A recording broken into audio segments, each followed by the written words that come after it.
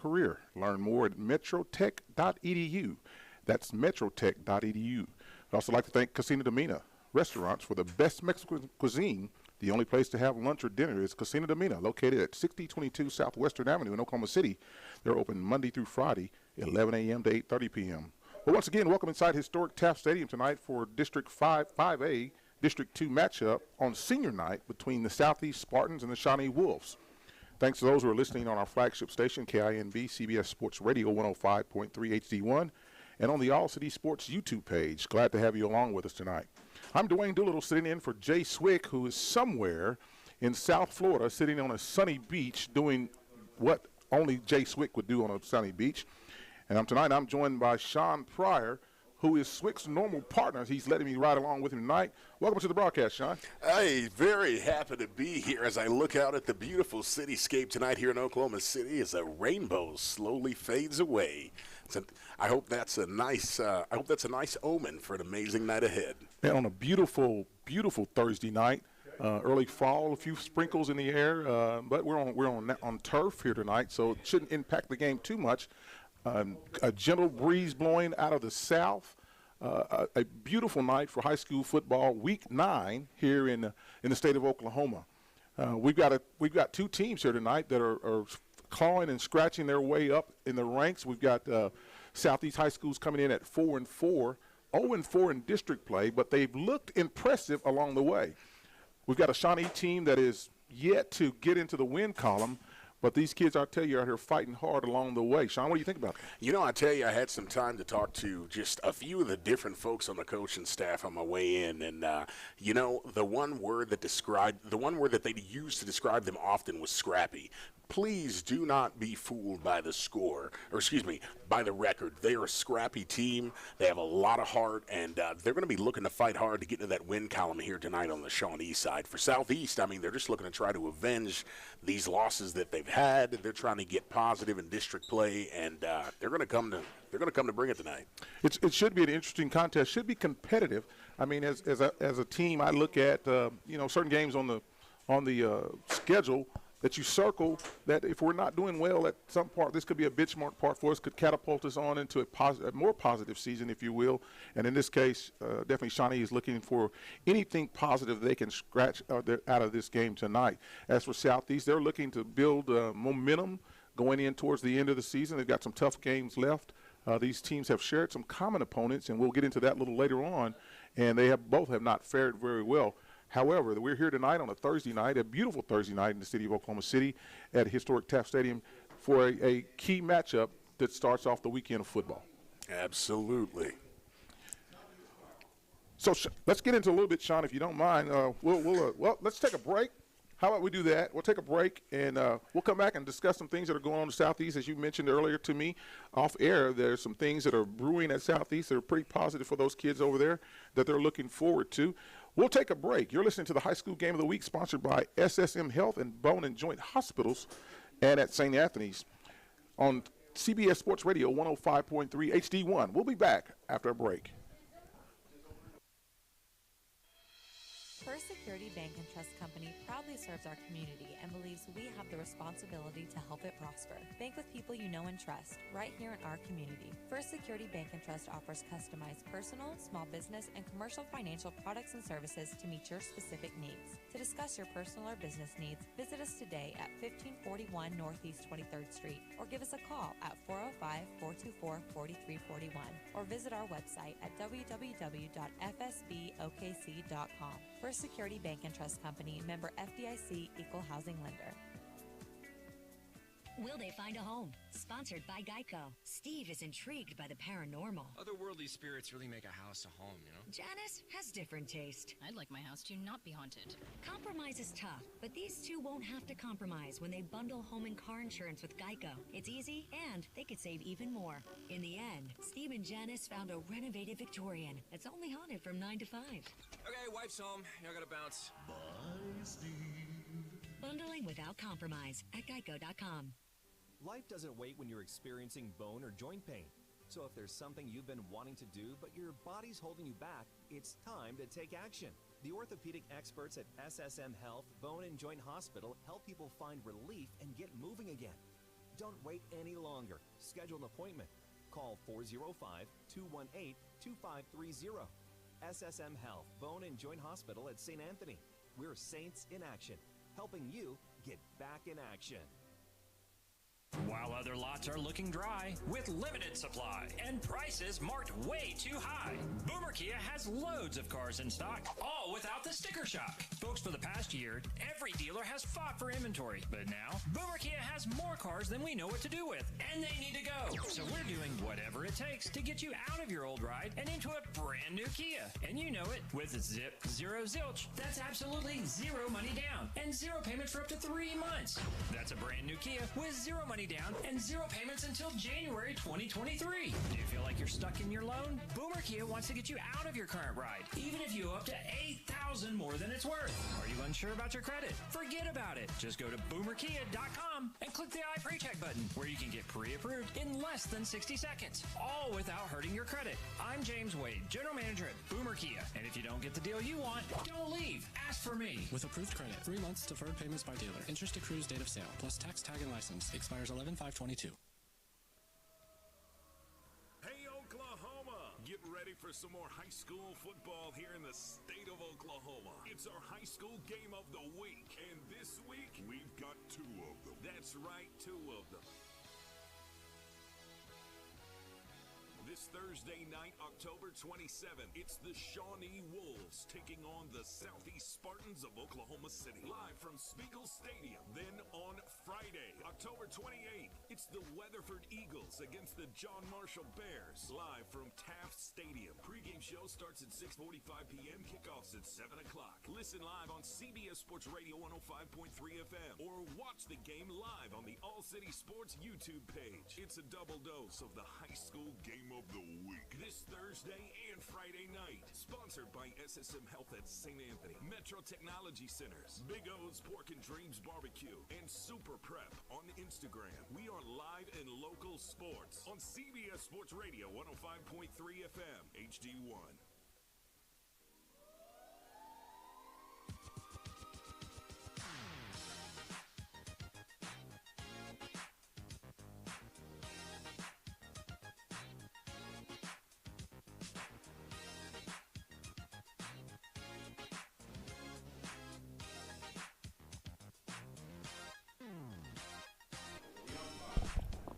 And we're back inside of Taft Stadium on a beautiful Thursday night. Slight overcast as the sun is slowly setting in the west. As we look out to the north, there's some few sprinkles in the sky. However, it's a nice cooling rain. I don't think it'll be anything significant, but we're here anyway inside of Taft Stadium. So before break, we talked about there's some exciting things going on at Southeast, Sean, that you've come across, you've uncovered for us. Why don't you share that with us? Yeah, so last week, the kids at Southeast had a visit from Gerald McCoy, former University of Oklahoma football standout, of course. He came back to Southeast, which is his alma mater, but he was also introduced in the OKCPS Foundation Wall of Fame. He graduated from there in 2006, and of course he came out, shared some words of encouragement to like 100 student athletes, including all of the members of the football team. I'm just going to quote him here. He said that there are a lot of people that have worked in that school who helped to shape and mold who I am. He said anything that he can do to help to push the next generation forward, all of you, he said that he's willing to do, that he loves his school, loves spending time with all former, current, and new staff and students. He said this school raised him and that he will be forever grateful to Southeast.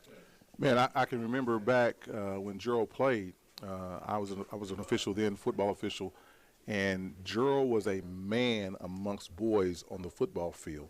Now, their records, they didn't overwhelm anybody, but I tell you, they had 3, 4, and 5 people assigned to block Gerald McCoy because he was definitely going to wreck shop on the defensive side of the ball. It's always good when you have somebody who's gone off to do some good things, make their mark, leave their legacy, to come back and recognize, where they came from and not forget that. And that's hats off to Gerald McCoy and the OKC Foundation for that, and his induction into the Wall of Fame. I mean, it is definitely honored, something he's deserving of, and we're glad to hear that. I'm glad to say that I was able to officiate his games. As my kids, when I was growing up, my kids were growing up, I would often sit and watch games on either basketball or football, and I always say, I used to ref that kid's games when he was in high school. And of course, over time, my kids would always say, "Yeah, Dad, we know." That was, yeah, you reffed their game. I mean, that I couldn't catch up to them all that, but they couldn't outrun the whistle. That was one thing for sure. Well, that's good information to have about that. What else is going on at Southeast? So I want to make mention of this. Let me get this here. So LaDainian Fields, and there were several others. I don't even have the names of every single kid, but what I can tell you is that LaDainian Fields, several other kids, there was Iowa State University last week, kind of just popped up at Southeast, kind of surprised everyone. They wanted to see some of the kids work out, wanted to see some of the kids throw. They checked them out in the weight room, shared some words of encouragement, but moreover, literally Iowa State flew in to take a look at some of the talent out here at Southeast.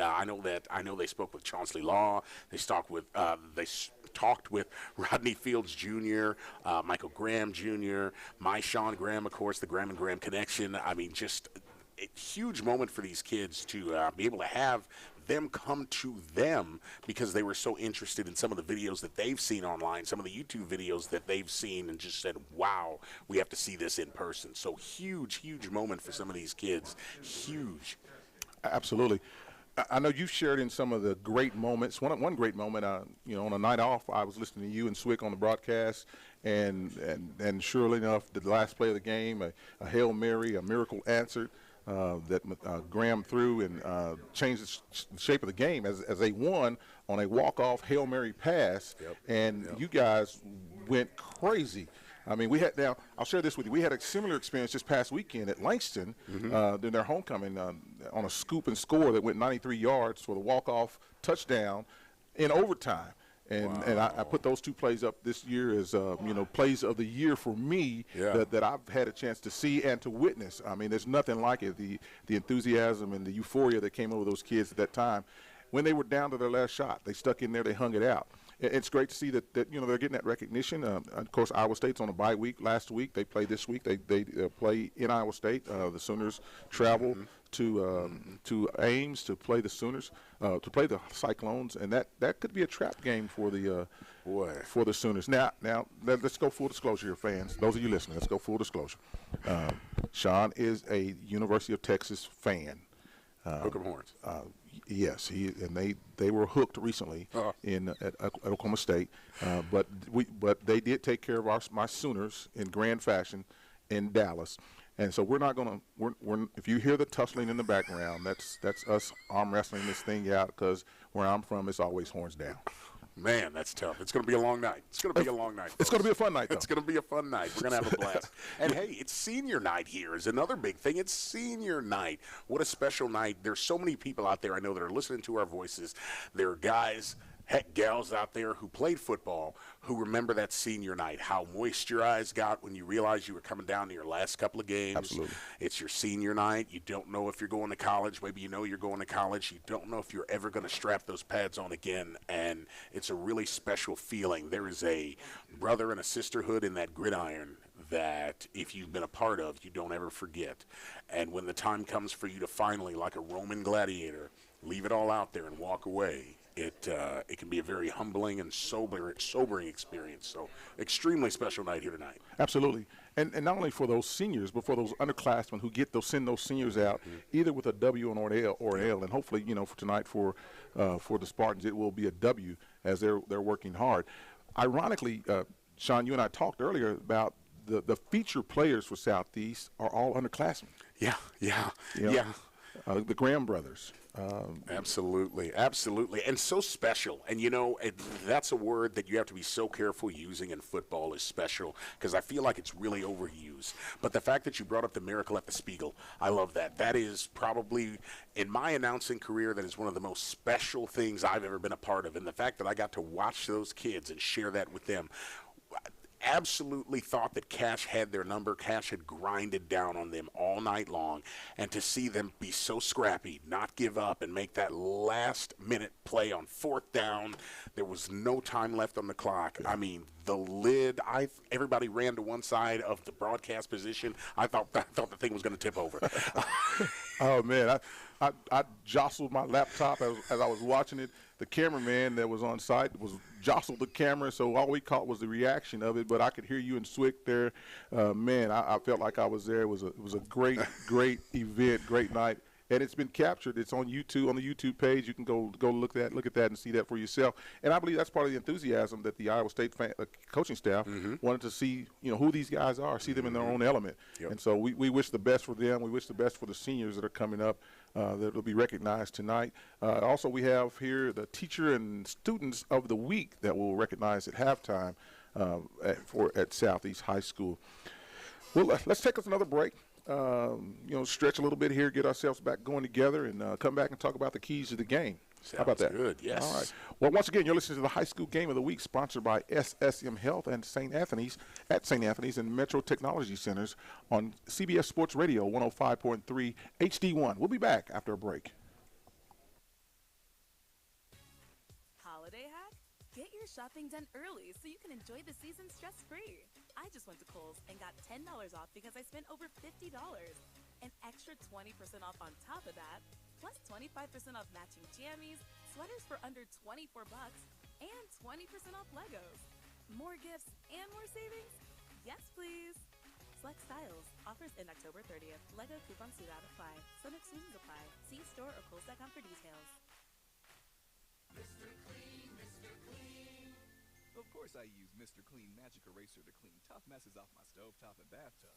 But then I discovered I can also use it to easily clean my patio furniture and even my shoes. I'm hooked.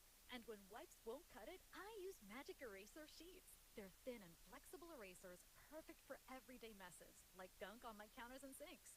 They really are magical. The reviews are in. Mr. Clean Magic Eraser and Sheets make cleaning look easy. Hey Sooner fans, this is James Hale. Join us for CBS pre- and post-game at Pepe Delgado's on Campus Corner in Norman for every Sooner home game this season. That's 2 hours before every kickoff. Get the latest news, storylines, hear the coaches, and predictions with me and PJ Mills. Grab a cold drink and the food you need before kickoff. Then after the game, join us for CBS post-game. The great Thomas Lott will join us at Pepe's for reaction to the game, along with your phone calls, comments, all the while you're eating some great, authentic Mexican food that you get at Pepe's. They will have food specials all night long. They're located on Campus Corner, 786 Asp Avenue. It's CBS pre- and post-game for every home Oklahoma Sooner game. With me, James Hale, PJ Mills, and the great Thomas Lott. Be a part of the fun at Pepe's and your home for sports, CBS Sports Radio, 105.3 FM HD1.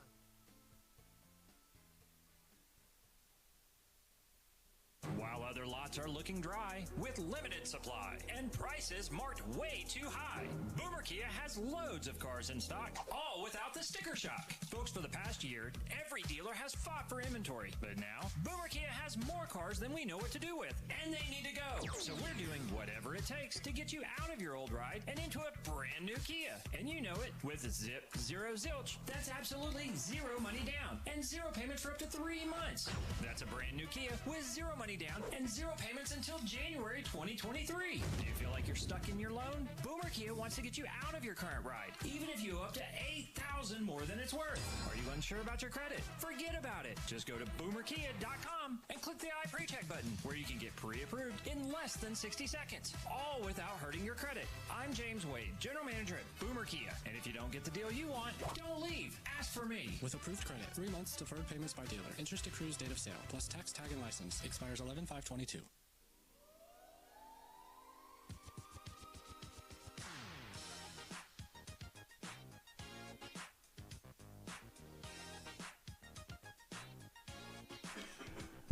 And once again, we're back inside of the broadcast booth here at the beautiful, really recently renovated Taft Stadium. Dwayne Doolittle along with Sean Pryor on the call tonight. When we went to break, we were talking about the keys to the game, Sean, and I know you spent some time as Southeast is your primary team to broadcast, that you know that you've had familiarization with the team. Give us the keys to the game for the Southeast Spartans tonight. All right. So we're going to start off they're going to have to clean up the penalties, folks. There was over 90 yards worth of penalties, and I'd normally love to say I wasn't keeping score, but I did. 8 for offsides, 2 for holding, 1 for delay of game, 1 for defensive pass interference, and 1 for offensive pass interference. Folks, it is really hard to move forward when you're going backward. They have to be calm on the line. They're going to have to clean it up today. They have to relax, and I think that is the Star-Spangled Banner. So we're the national anthem, folks. So we'll take a quick break. Yeah. A 2-minute break. We'll come back on the other side of the national anthem. You're listening to the High School Game of the Week on CBS Sports Radio, KINB, CBS Sports Radio 105.3 HD1. While other lots are looking dry, with limited supply and prices marked way too high, Boomer Kia has loads of cars in stock, all without the sticker shock. Folks, for the past year, every dealer has fought for inventory, but now Boomer Kia has more cars than we know what to do with, and they need to go. So we're doing whatever it takes to get you out of your old ride and into a brand new Kia. And you know it, with zip, zero zilch, that's absolutely zero money down and zero payments for up to 3 months. That's a brand new Kia with zero money down and zero payments until January 2023. Do you feel like you're stuck in your loan? Boomer Kia wants to get you out of your current ride, even if you owe up to $8,000 more than it's worth. Are you unsure about your credit? Forget about it. Just go to boomerkia.com and click the I pre-check button, where you can get pre-approved in less than 60 seconds, all without hurting your credit. I'm James Wade, General Manager at Boomer Kia, and if you don't get the deal you want, don't leave. Ask for me. With approved credit, 3 months deferred payments by dealer. Interest accrues date of sale, plus tax, tag, and license. Expires 11/5/22. Holiday hack?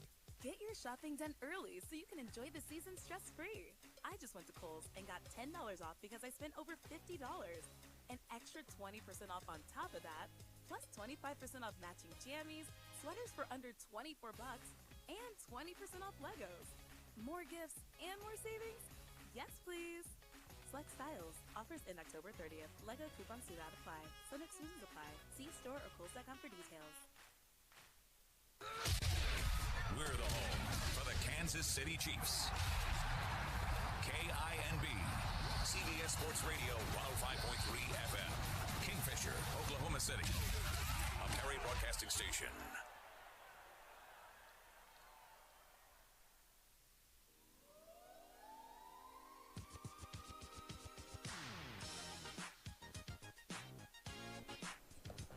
Once again, welcome back inside of Taft Stadium, 6 minutes and 40 seconds before kickoff.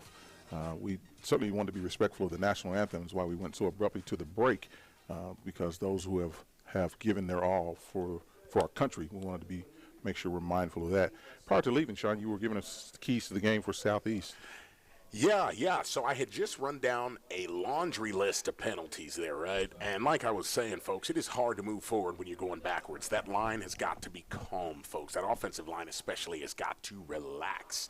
They have to relax. They have to just fall back on what they know your position, play your spot, folks. Next thing, catching the ball. If you've watched on YouTube or if you've listened to these last couple of games, you know that there have been many passes that have hit receivers flat in the hands, and they are just not able to reel them in. Folks, if that ball gets close, you have got to stretch out and you got to make a play on it. You got to reel it in. Next, know your assignments. Last game, and I know me and Swick, I know we called it out, there was a couple of plays that we watched from the broadcast position where Southeast players literally stopped running on defense, where the DBs, they would run half and then they would stop. They were overran by those wide receivers on offense. The ball was just literally tossed over their heads. You got to commit. You have to commit. You have to stay with your guy. If you don't, you will get burned. Here tonight, I know that's going to be a big focus. Rodney Fields Jr. is going to have to be as elusive as ever and still manage to get those throws off. This Shawnee defense is known for being opportunistic. They will literally read the quarterback's eyes when possible, and they're going to try their best to get an interception. Okay, I want to also toss out some names that are up there that are on the line. T.C. Graham, Joseph Gwynn, Jerry Flowers, Edison Gutierrez, and Arania Luna. These are some of your seniors that are up there that are on that line. They're going to be out there. They're going to be trying to be disruptive. They're going to be trying to cause problems on that defensive line. I want to shout out those seniors, make sure that, hey, we show them some love. Those are some of the names we're going to be calling out. We've seen them do work in the past. They have to play lights out tonight. They have to be aggressive in the trenches. They got to get a paw up there. They need to get a stab on that ball. Stab it out of the air. Get yourself an interception if possible. I myself, as an old defensive guy, I want nothing more than to see a big guy stab that ball out and get you a thick 6. Run that ball back and get going. Hey, there's nothing better to see the big guys fumble, stumble, and rumble all the way to the end zone. As we're sitting here now, the captains are coming out, and I believe Southeast is honoring all their seniors, sending them out to center field as we await the coin toss. And you talked about the defensive line and their prowess. I just want to highlight a little bit, if I could, just for a few moments, Michael Graham Jr., who is a junior. He's got another year coming into this game tonight. He's got over 1,600 yards in passing, 16 touchdowns, and only 3 interceptions. I mean, that's good. He's completed 52% of his passes. He is the number 18th ranked person in Class 5A in touchdowns with 6 rushing touchdowns. And combined, he's responsible for over 26 touchdowns for this team. A great offensive product. It only seconded by his brother, Shawnee Graham, who's a sophomore. He's averaging 79 receiving yards, and he's got over 600 yards in total receptions. He's number 12 in Class 5A in total touchdowns with 6. You mentioned Rodney Fields. He's a junior running back. He's averaging 54 yards and receiving over 100 rushing yards per game, and he's responsible for 19 touchdowns. That's 14 rushing touchdowns, 4 receiving touchdowns, and 1 fumble recovery. He's number 3 in Class 5A in total touchdowns. So they've got the offensive power to make this a decent game and tote the load there. You mentioned Chauncey Law, who is a junior, not in that senior class, but he is the one that's leading things for the Southeast Spartans, with averaging 6.9 tackles per game. LaDainian Fields, who's a junior, the free safety, has 3 interceptions on the defensive side of the ball, and he's contributed with 6 touchdowns this season. So those are the playmakers, if you will, the names you'll hear a lot from us tonight as the coin toss is happening here. Shawnee has won the toss, and they're deferring their option to the second half. Looks like Southeast is going to receive the ball and be defending the north end zone. 2 minutes from the kickoff here at Southeast Stadium. Shawnee, got any more keys for us? What about for Shawnee? We do. We got some keys for Shawnee here. So Shawnee is 0-8 on the season, okay? However, they're looking to get into the win column for the first time this year. This is going to be a huge boost for them if they can make it happen here tonight. What that means is that they're hungry. They're not hungry, they're hungry. Shawnee has been hit hard by the yellow flag of doom, folks, much like Southeast has been this year. They can get fooled on defense with the hard count, so they get called for encroachment sometimes on defense, and they get jumpy on offense for offsides. They have to be disciplined on the line of scrimmage. I feel like that's kind of the tale of the two cities. Some of the folks in the trenches here tonight that you're going to hear us talk about: Eric Hayes, Caden Smith, Harvey Vila, Malik Jones, Warrior Squire. These are some names that you're going to be hearing. These are some of the folks that are up front. These folks can be handsy, they can be aggressive, and they're going to be looking to be disruptive. Jason Witherspoon especially, he had a huge stab of a ball out of the air in a previous game. If not for quick movement by Lawton in that game, that big man would have rumbled it down for a thick 6, I guarantee. Number 5, Davis, he's easily seen by his orange and green sherbet shoes. He's a running back. I tell you what, I've seen him in film in a few games under center as well. He's so elusive. He can change direction quickly, and if he's given room to run, he's going to use it.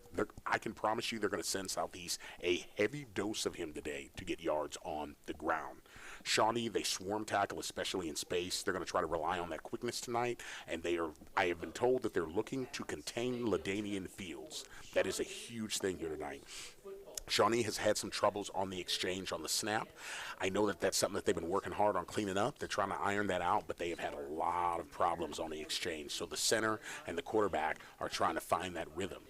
Thomas, number 1, is a wide receiver that can catch literally anything. I feel like if I threw a stove or a microwave at him, he could probably stab it out of the air. Even in coverage, I mean, I literally saw him in double, triple coverage. He is a serious weapon. He's going to be targeted heavily here tonight. Expect to hear his name called out numerous times. Man, so those are the keys to the game, brought to you by our title sponsor, SSM Health at St. Anthony's, Metro Technology Centers, and Casino Domina Restaurants. As both teams are making their way onto the field, Shawnee's out already. Southeast is coming out now, bringing the shovel I don't know what that represents. And every game, the shovel comes out with them. And I tell you what, I guess they're just because they dig it. Southeast, they dig it. Hey, if they dig it, I do too. There you go. Hey, let's take a break before we go to kickoff. You're listening to the High School Game of the Week, sponsored by SSM Health at St. Anthony and Metro Technology Centers on CBS Sports Radio 105.3 HD1. We'll be back after this break. Dell Technologies' semi-annual sale has arrived, and it's time to upgrade to the latest business technology. Save big on laptops and desktops with Windows 11 Pro. Plus, get amazing deals on server, storage, and cloud solutions, as well as top work accessories, including docks, monitors, and more. Dell Technologies recommends Windows 11 Pro for business. Call a Dell Technologies advisor at 877-ASK-DELL. That's 877-ASK-DELL for special business offers during our semi-annual sale. Minneapolis holds a special place in entrepreneur and designer Houston White's heart. It's where he got his start. So whether it's launching the Get Down Coffee Company or his new Houston White for Target collection, Houston takes immense pride in giving back and inspiring those around him. Now you can watch Houston discuss turning passion into reality and the importance of lifting the community up on Target's exciting new content series, Black Beyond, now playing on youtube.com/Target.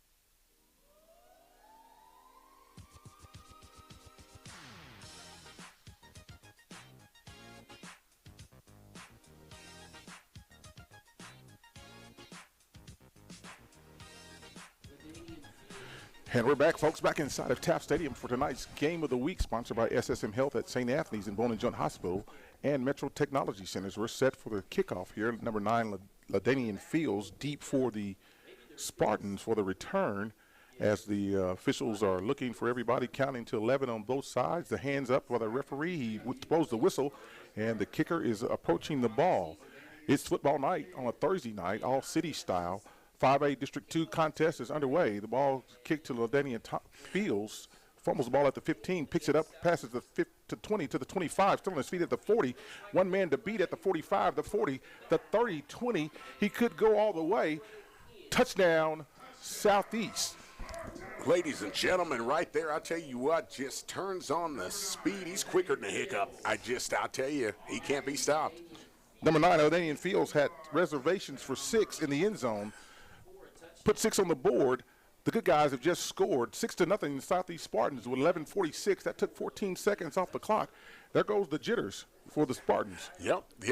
They managed to go ahead and shake that off. And, they're a team that so often I say that you live and die by the big play. They didn't even have to look for the big play. They just were able to just run that one right back. So with 11:46 on the clock here, the Spartans have struck fast. They lead 6-0 as we await the extra point. One more man to run onto the field now, as the play clock is now at 13 seconds. We're still running players onto the field for the Spartans at the special teams. You know, when you score that fast, you don't get into a rhythm. Yeah. I don't think they have that. I don't think they have the package ready. Everything took place so fast. Spartans are lining up for 2. The play clock running down to 0. Yeah. They're taking the first time out. So no flag there. No, they were able to save the laundry from hitting the field, but I know that's probably not where they wanted to burn their first time out after the first touchdown. I mean, as a player, coach, I don't mind taking that time out after we got to get a win back going to us and be ready to get set for the next play.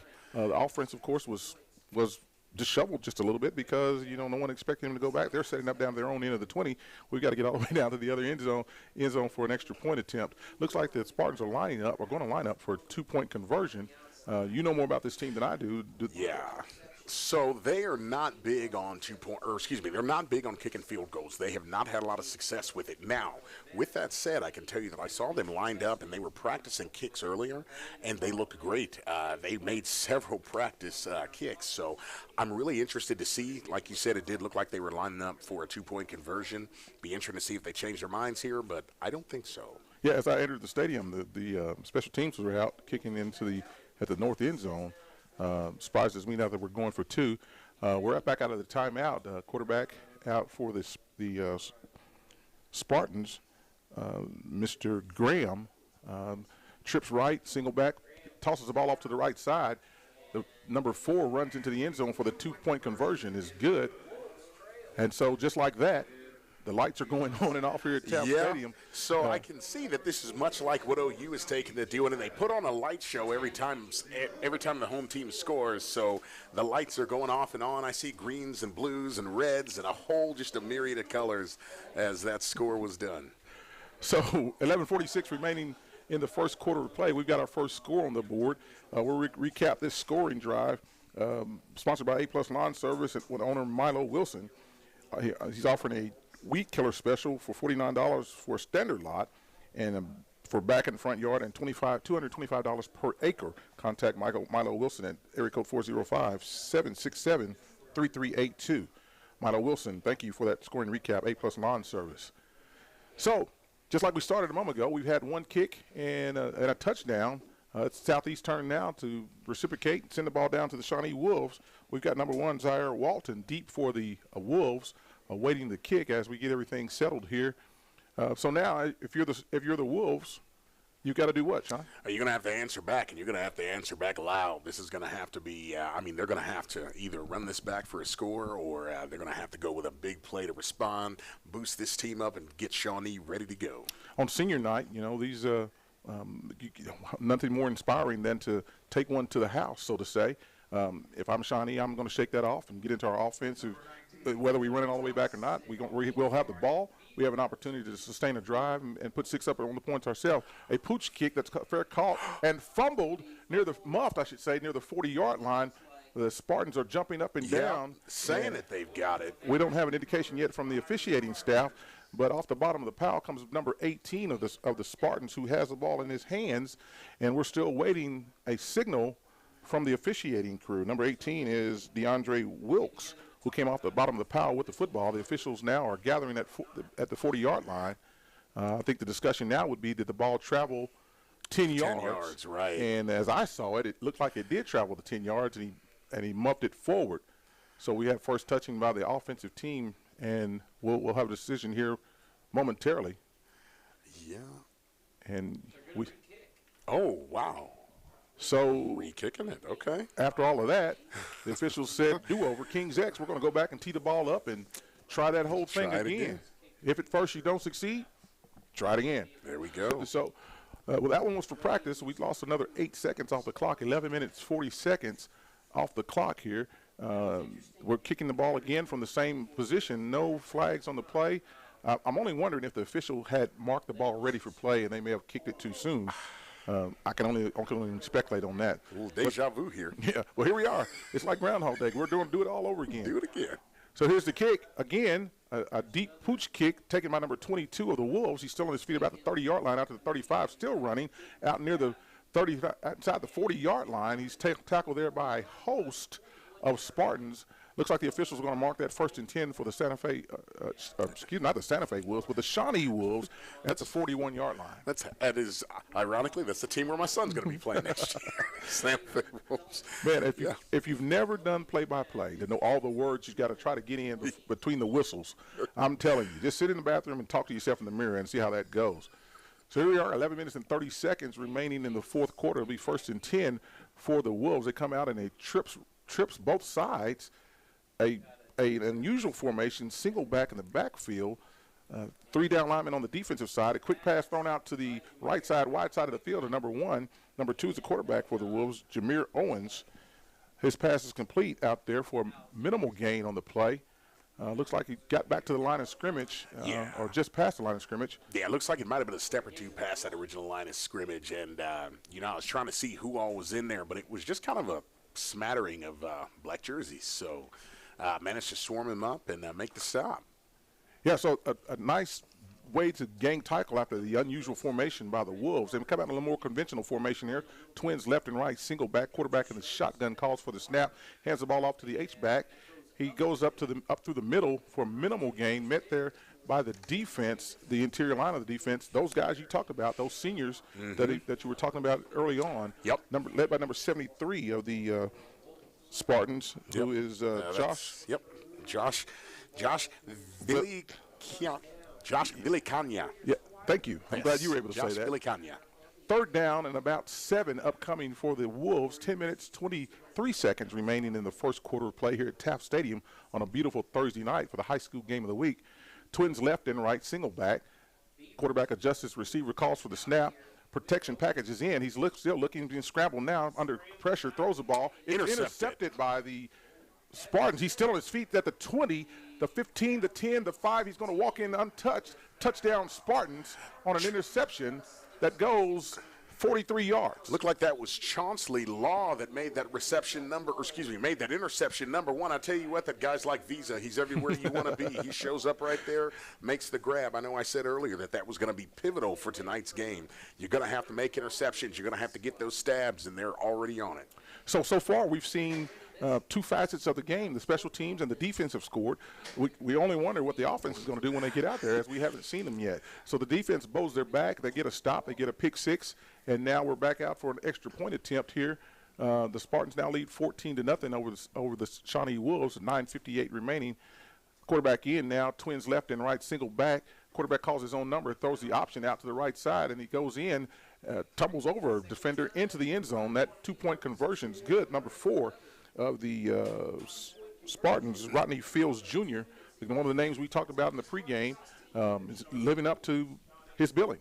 Yeah, absolutely. Yeah, that was Jalen Wicks for Shawnee that tried to stop him. He just tried to lower the boom, and I tell you, he was just not afraid to just dive in there, and that's one of the big things with him. He's not afraid of contact. He's not afraid to mix it up. You know, he doesn't mind calling his own number. That's what makes him such a great quarterback. Absolutely. 9 minutes, 58 seconds remaining in the first quarter of play. We'll take a quick break here. You're listening to the High School Game of the Week, sponsored by SSM Health at St. Anthony's and Metro Technology Centers. We'll be back after this break. Life doesn't wait when you're experiencing bone or joint pain. So if there's something you've been wanting to do, but your body's holding you back, it's time to take action. The orthopedic experts at SSM Health Bone and Joint Hospital help people find relief and get moving again. Don't wait any longer. Schedule an appointment. Call 405-218-2530. SSM Health Bone and Joint Hospital at St. Anthony. We're Saints in Action, helping you get back in action.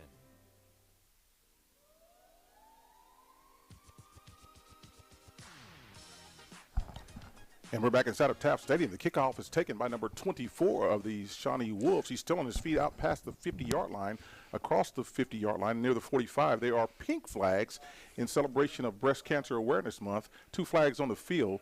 We await the information coming from the referee crew. Tim Doder puts his hands in the air, says a dead ball face mask against the defense. That's a 15-yard mark-off, and will set the Shawnee Wolves offense up in good field position. Yeah, it was Dace Shaw I got here, number 24, that had that carry for Shawnee. And I know I said earlier, the yellow flag of doom. In this case, it is the pink flag of doom. You know, like I say, they got to keep that laundry off the field because you can't get it done if you're going the wrong direction. That said, I want to also say I love that they're using pink to recognize all of those women out there that have fought so hard through breast cancer. I know it's an ugly, ugly disease, and we're thankful for all of you that are here. Absolutely. As ball is set inside the 35-yard line, trips to the left. Quarterback hands off to the upback, number 5 on the ball carrier for the Wolves, Landon Davis. Minimal pickup on the play, about 1 yard, as he's swarmed by the interior lineman of the Southeast defense. Yeah, I tell you what, and I always hated, I see number 88 down there, whose name that I happen to not have for Southeast, but I saw him whip around that edge. You love to see a defense flying around out there, being aggressive, being fast. Absolutely. D linemen or the D ends, man, they change the complexion of the game. The Shawnee may look at that. If he's crashing down hard, be able to get outside of him and lose containment. So we're back, conventional formation, twins left and right, ball marked on the far side of the field, single back, quarterback calls for the handoff, calls his own number, keeps it, pulls it on RPO. He's met by several members of the defensive squad, led by number 47. Somebody lost a lid out there. I see there's a helmet rolling out. There's some hard hitting going on out there, and that player, unfortunately, will have to come off for one play because that helmet loss was not a result of a penalty. So we'll have to sit out number 2, that player for the Shawnee Wolves, Jameer Owens, who is the quarterback. So we'll have a quarterback substitution here. We may see a Wildcat formation maybe coming up. We'll know here shortly. Ejon Thomas, I don't know if I'm saying that right. I apologize. Ejon Thomas is who I see for number 1. Yeah, Zyron Campbell's in now at quarterback, number 6 for the Wolves. Twins left and right to the middle of the field. Quarterback rolls out to his right, throws a quick pass out there in the flats. It's incomplete. He's knocked to the ground under the tremendous pressure from the Spartans. It'll bring up a no gain on the play. The fourth down upcoming for the Shawnee Wolves. Decision time for the Wolves deep into Southeast territory. Yeah, and again, if you've been listening to these broadcasts, if you've been watching on the All City Sports page on YouTube, you're noticing tonight, this is a very different Southeast defense. They are so fast right now. They're so fast. They are being so aggressive. I mean, this is what they've been looking for all year. To see them clicking on all cylinders like this is pretty special.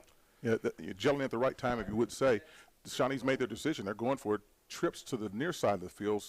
Twins outside, single back, no backs in the backfield, empty backfield. Quarterback looks over. He's under pressure, breaks containment outside to the right side, out across the 25-yard line. He's run out of bounds there. It's going to be short of the line to gain. That ball's going to go over to the Spartans at about the 25-yard line. Yeah, and that was that was just a gutsy run by the quarterback there. He thought he was going to be able to make it. He just tried to catch the edge and make it up, but the pressure from Southeast just crashed down on him too soon. Number 77, Waylon Ellis, is injured on the play for the Wolves. He's being attended to now by members of the training staff, pointing to a leg here. We don't know what the extent of that injury. We're in officials' timeout at this point. We'll take this break with them, about a 1-minute break. We'll be back after these messages. You're listening to High School Game of the Week, sponsored by SSM Health at St. Anthony's and Metro Technology Centers on CBS Sports Radio 105.3 HD1. We'll be back after this break. Today's Throwback Thought is brought to you by Kentucky Fried Chicken. Let's take some callers. Tony from Houston, any throwbacks for us? Yeah, hi. I remember when you could get a whole meal for just $6, but now you still can with KFC's two-piece drum and thigh combo. Crispy chicken, mashed potatoes, a biscuit, and a drink for just $6. Is this an ad? Thanks, Tony. Order KFC's two-piece drum and thigh combo on the KFC app for just $6. That's finger licking good. Price and participation may vary. Limited time offer, tax extra. Every team knows that the two-point play can be a winning move. That's why State Farm agent Chuck Davis and his team are here to help you go for two by combining your home and auto insurance. It's a great call that saves you time and money. So go for the win and score savings by combining your home and auto. It's just another way we are here to help life go right. Call State Farm agent Chuck Davis at 378-8008 today.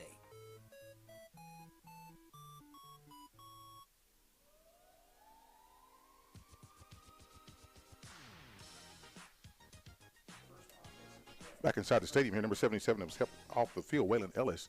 Ball goes over to the Spartans. Quarterback around the right side, met there and tackled by big number 99 of the of the Wolves. Yeah, that's Perez. That's handwritten for me, and I know it's Perez. Yeah, last name Perez there. Yeah. Pick up about 2 yards on the play. Bring up second down 8 for the Southeast Spartans. Twins left and right. We're to the near side of the field. They're moving left to right on your radio. We're just wondering, single back in the backfield, quarterback in the shotgun formation, waiting to snap. Looks over to the sideline for more information from the coaches as we get settled in here. Shawnee defense is looking like they've got about 6 men in the box, 8 men in the box, in a cover 2 formation with a spy coming down, and it looks like he's going to crash the end. A run play off the left side of the field. Number 4 still on his feet. Rodney Fields Jr. Yep. A nice pickup on the play. That run's good for a first down, and that's a big old Pork and Dreams first down. Our sponsor, 2 locations in the metropolitan area, 1 in Edmond, 1 in Midwest City. Run by and Pork and have the big butt. I saw you had that. The fat butt. I tell you what, the fat butt. So I made a video here the other day. As you guys know, me and Swick, we bet food on his morning show, and boy, I bet the fat butt ended up having to eat one. It took me 2 days. At first and 10, 7:09 remaining in the first quarter of play. Trips to the right. Single back to receiver to the far side of the field, a bubble screen that's fallen incomplete. Number 5 in the defense for the Wolves is Landon Davis. Bring up second down and 10 as the pass is incomplete from the quarterback for the Southeast Spartans, Michael Graham Jr. Yeah, it was interesting to see Shawnee in that last set there. They were really starting to cheat up. You can tell that they want to get pressure on this quarterback. Yeah, want to disrupt things as much as they can. Trips left, trips right, single to man in motion, jet sweep action coming towards us here, looking for some running room around this side of the field. Number 7 is the ball carrier. Several flags on the play. Again, it's getting unusual to see these pink flags running down there. I'm like, what is that? It's throwing me off. I keep thinking that somebody dropped their towel, but it is indeed the flag. Holding is the preliminary indication against the Spartans. They're dressing flags up now. It'll be 10-yard penalty from the 45-yard line. They'll take them back to the 35-yard line. We'll replay second down. It'll be second down and 2 sticks from the 35-yard line. Yeah, and I tell you, once again, folks, you know, they have to find a way to find that discipline. I know Matt Lane has spoken to me many times about how important that discipline is for them, and they're going to have to really lay on that here. Back twins to the far side of the field, single back, single receiver to the near side. Quarterback in shotgun formation, calls for the snap, looks out to his right. He's under heavy pressure from the Spartan, or from the defense. Pass is tipped and intercepted by number 24 of the Dace Shaw of the Shawnee Wolves just managed. I'll tell you what, that right there, that is what they practice for. Nothing but tip drills, folks. That ball was tipped, floated right into his hands on a tip drill. He managed to catch it, plant his toes right there on the edge. Great awareness, shows a high football IQ. Now, Sean, I know you're a defensive guy, and I'm noticing how excited you get when the defense makes plays here. You know, defense wins championships. I get it. Yeah, I get it. Defensive guy, you got to celebrate that. Somehow I always thought in my life that I would end up as a defensive coach for a high school or a college somewhere, and I guess while that never happened, it shows. So after the turnover, the Shawnee Wolves will take over 1st and 10 from their own 36-yard line. Twins left and right to the near and far sides of the field. Single back formation, quarterback in the shotgun formation. Looked like the Spartans are in a cover 2 defense with a spy coming up. Some trickeration. The ball is on the floor, on the ground, fumbled in the backfield as the Wolves are looking like they're trying to learn a little trick play there. It's recovered by the Wolves. Yeah, so that was something that I didn't get to in the keys. I left that out, and it's ironic that it happened.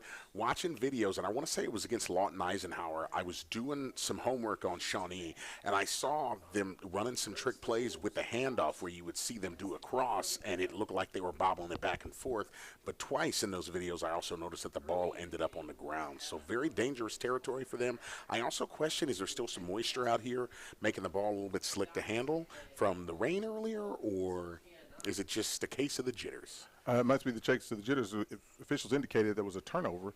The ball goes over to the Southeast Spartans inside of their own 30-yard line. Quarterback hands off to number 4, Fields. He's still on his feet, being pulled backwards and slammed to the ground for minimal gain on the play. Pick up of about 3 yards. It'll be bring up a second down and 6 for the Spartans at the 25-yard line. Yeah, just Jason Hare for the Shawnee Wolves there on the stop, and I tell you, that was the irresistible force meets the immovable object. There was nowhere going on that one. Absolutely. Get all you can and get on the ground. In that case, when you see that, when you don't break through, single receivers left and right. H-back's up, quarterback under pressure. He's scrambling out to his left side, still has the ball, high stepping, and he's going to run into a bunch of Wolves who run him out of bounds just about the 22-yard line. Yeah, and this was something. So I spent some time with some of the coaches from Shawnee earlier when I first got here today, and that was one of the things that I know that I had heard talked about was that they said there was going to be pressure, and right there proved positive. I mean, they hunted him down. Absolutely. Nice containment there as the elusive quarterback was curtailed for minimal gain on the play. Third down, about 4 yards coming up for the Spartans. Single receivers left and right. An unusual formation, handoff to number 4 around the left side, the short side of the field, the far side of the field. Looks like he's got enough to make the line of gain. It'll be a 1st and 10 as the officials say move the chains. Yep, looked like that was Rodney Fields Jr. as the chain gang goes marching on down. They're in the hot zone. That first down sponsored by Big O's Pork and Dreams with 2 locations in the metropolitan area. If you go by there, tell them we sent you. Tell them Dew and Sean sent you by there. So 1st and 10 for the Spartans inside the 20-yard line at about the 17, 18-yard line. 1st and 10. Single receivers left and right. A H-back nasty, if you will, formation. Single back in the backfield. Quarterback shotgun formation.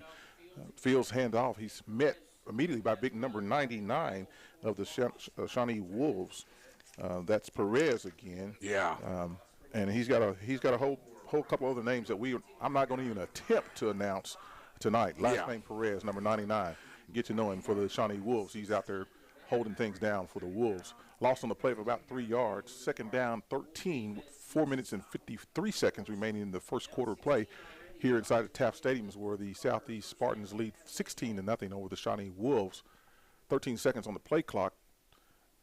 The quarterback settles in, looks over to the coach, gets everybody lined up, looks back, drops back to pass, looking deep across the middle. Pass is incomplete, intended for number 7, Marshawn Graham. The Graham-to-Graham connection right there didn't work. But stand by, fans. We'll see some more of that later on. Yeah, and look, that's a rare misstep by those two. I'm telling you right now, those two do so well with the hookup on that. So that's a rare misstep, but I agree with what you said. We will see that again many, many times. Yeah, put an asterisk by that one. We're going to see that. We'll call that again tonight. Trips to the right, near side of the field, single receiver, far side of the field, single backfield, quarterback in his shotgun, looks over the defense, 10 seconds remaining on the play clock, looks back over to the sideline for the coach for further instructions. They send the play out with 5 seconds remaining on the play clock. Quarterback calls for the snap. There's the snap, looks deep to the end zone on the far side of the field. Yep, there you got it.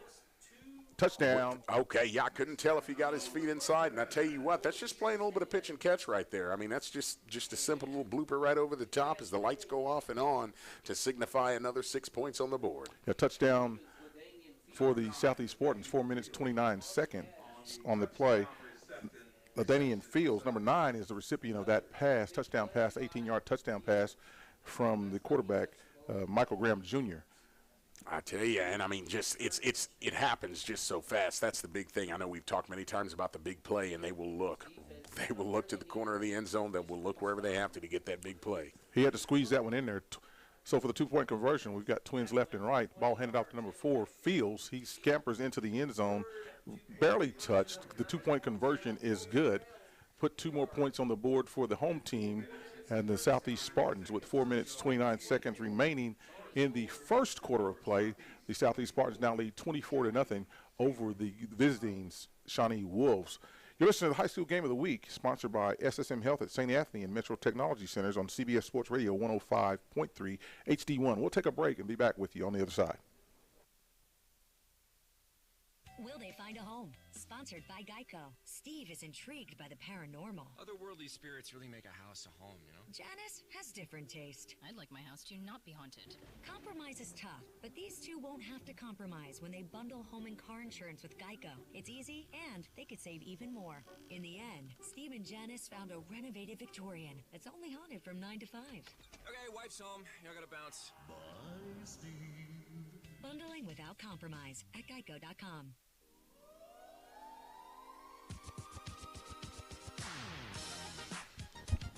And we're back inside of Taft Stadium on Thursday night, High School Game of the Week. Scoring recap brought to you by A-Plus Lawn Service and owner Milo Wilson.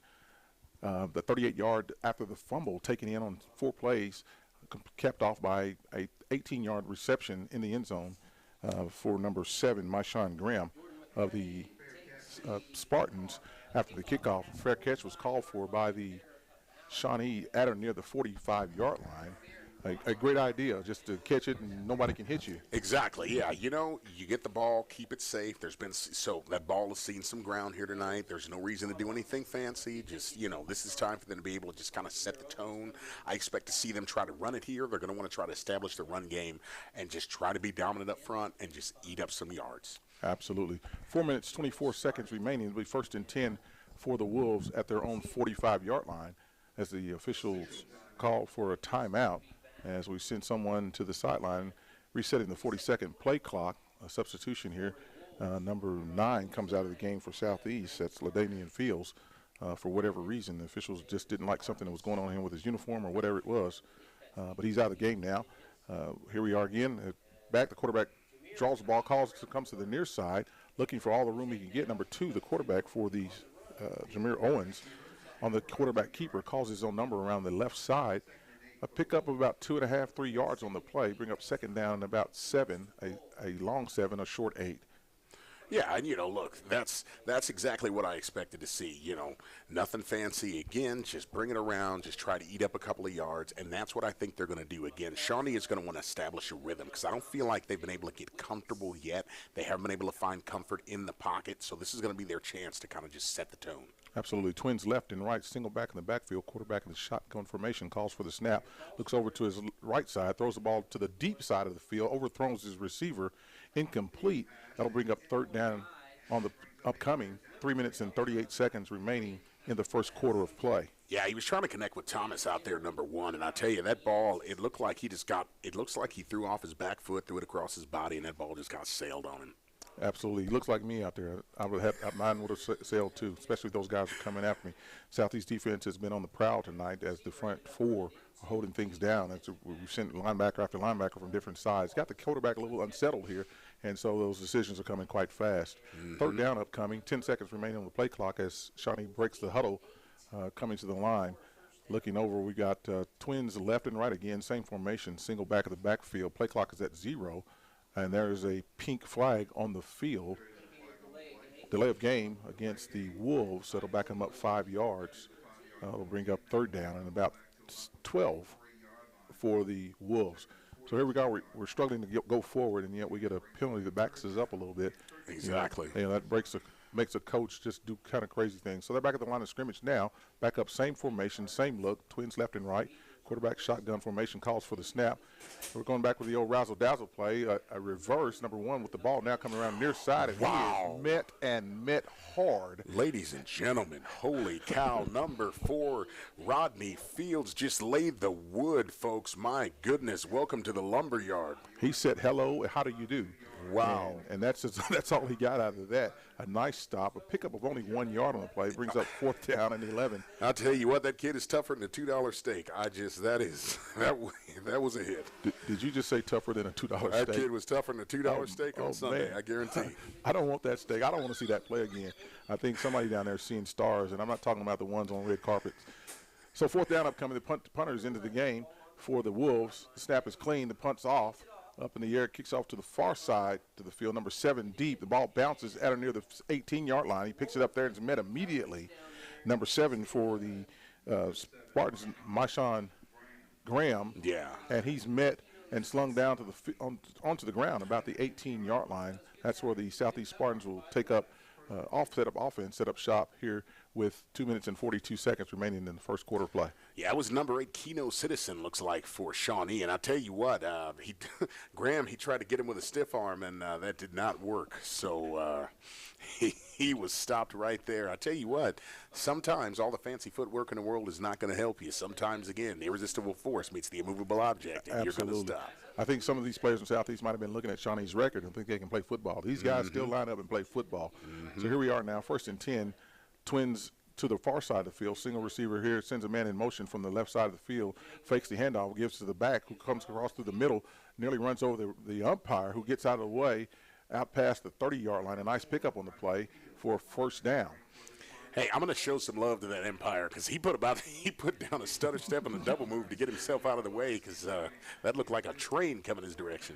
This 1st down is brought to you by Big Old Pork and Dreams. 2 locations in the metropolitan area, one in Edmond, one in Midwest City. Go by and get what did you have? Oh, the fat butt. Yes, the fabled fat butt. Tell them we sent you.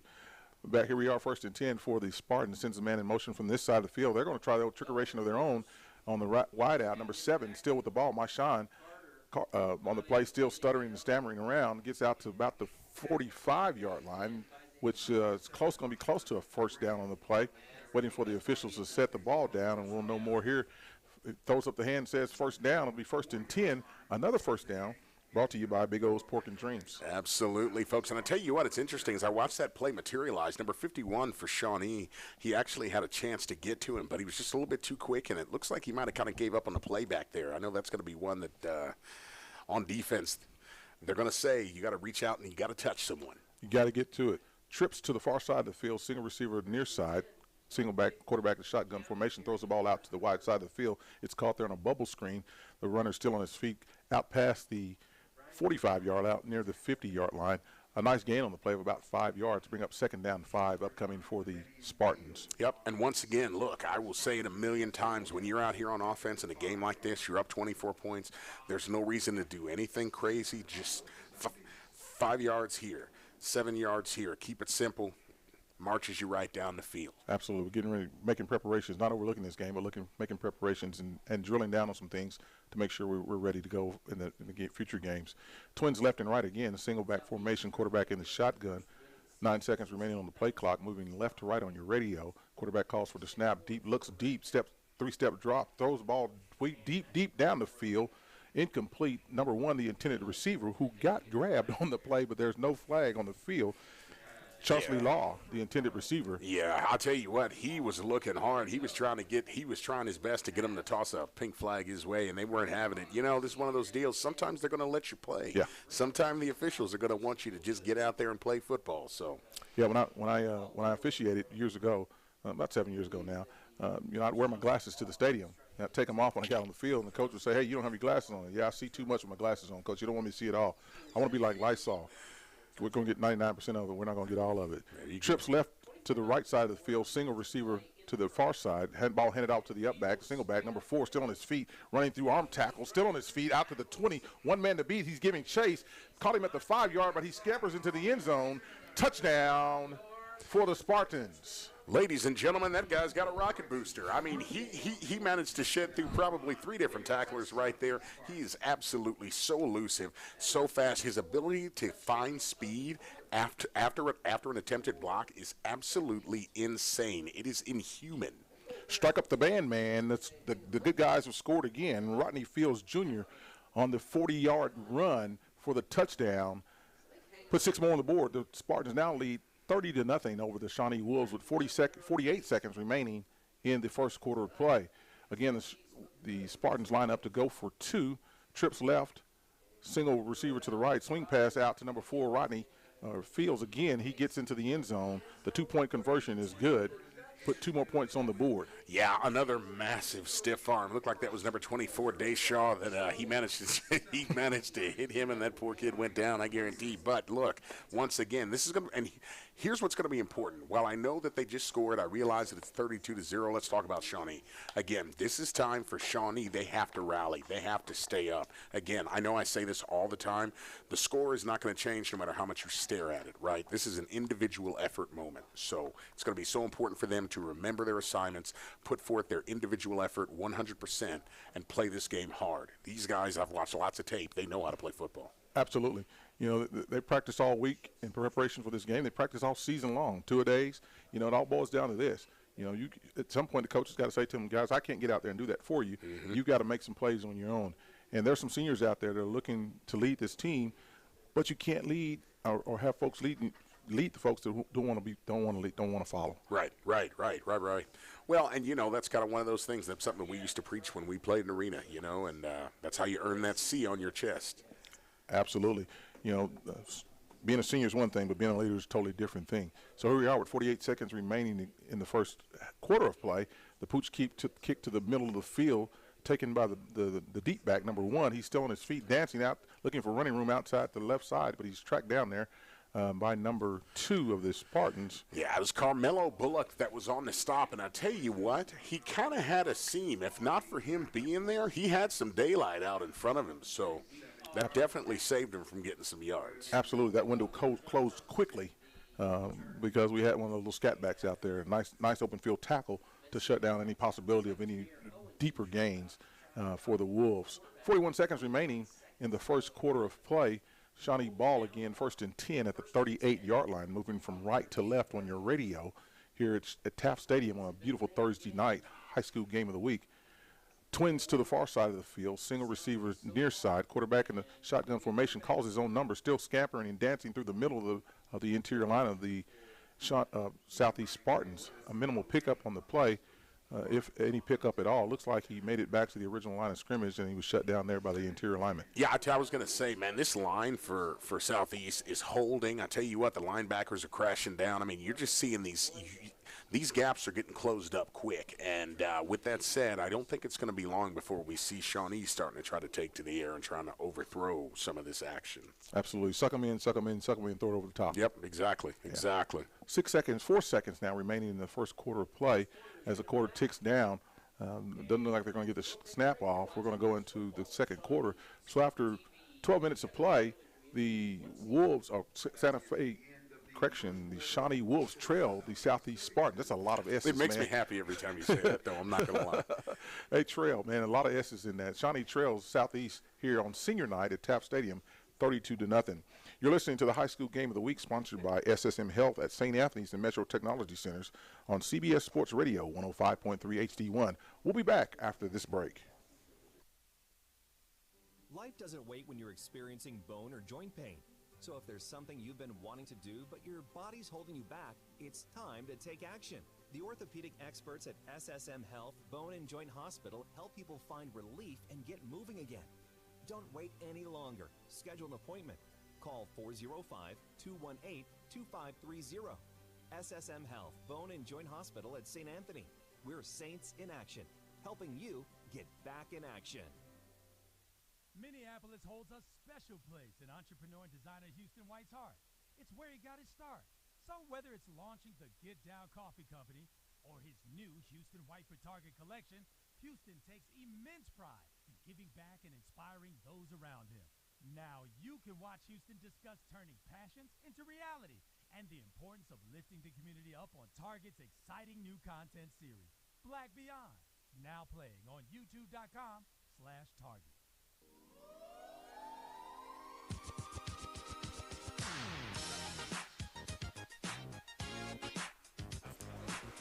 And we're back inside of Taft Stadium on a 1st and 10 play. Quarterback rolls out to the near side of the field, throws a pass, nearly intercepted by number 2 of the Spartans.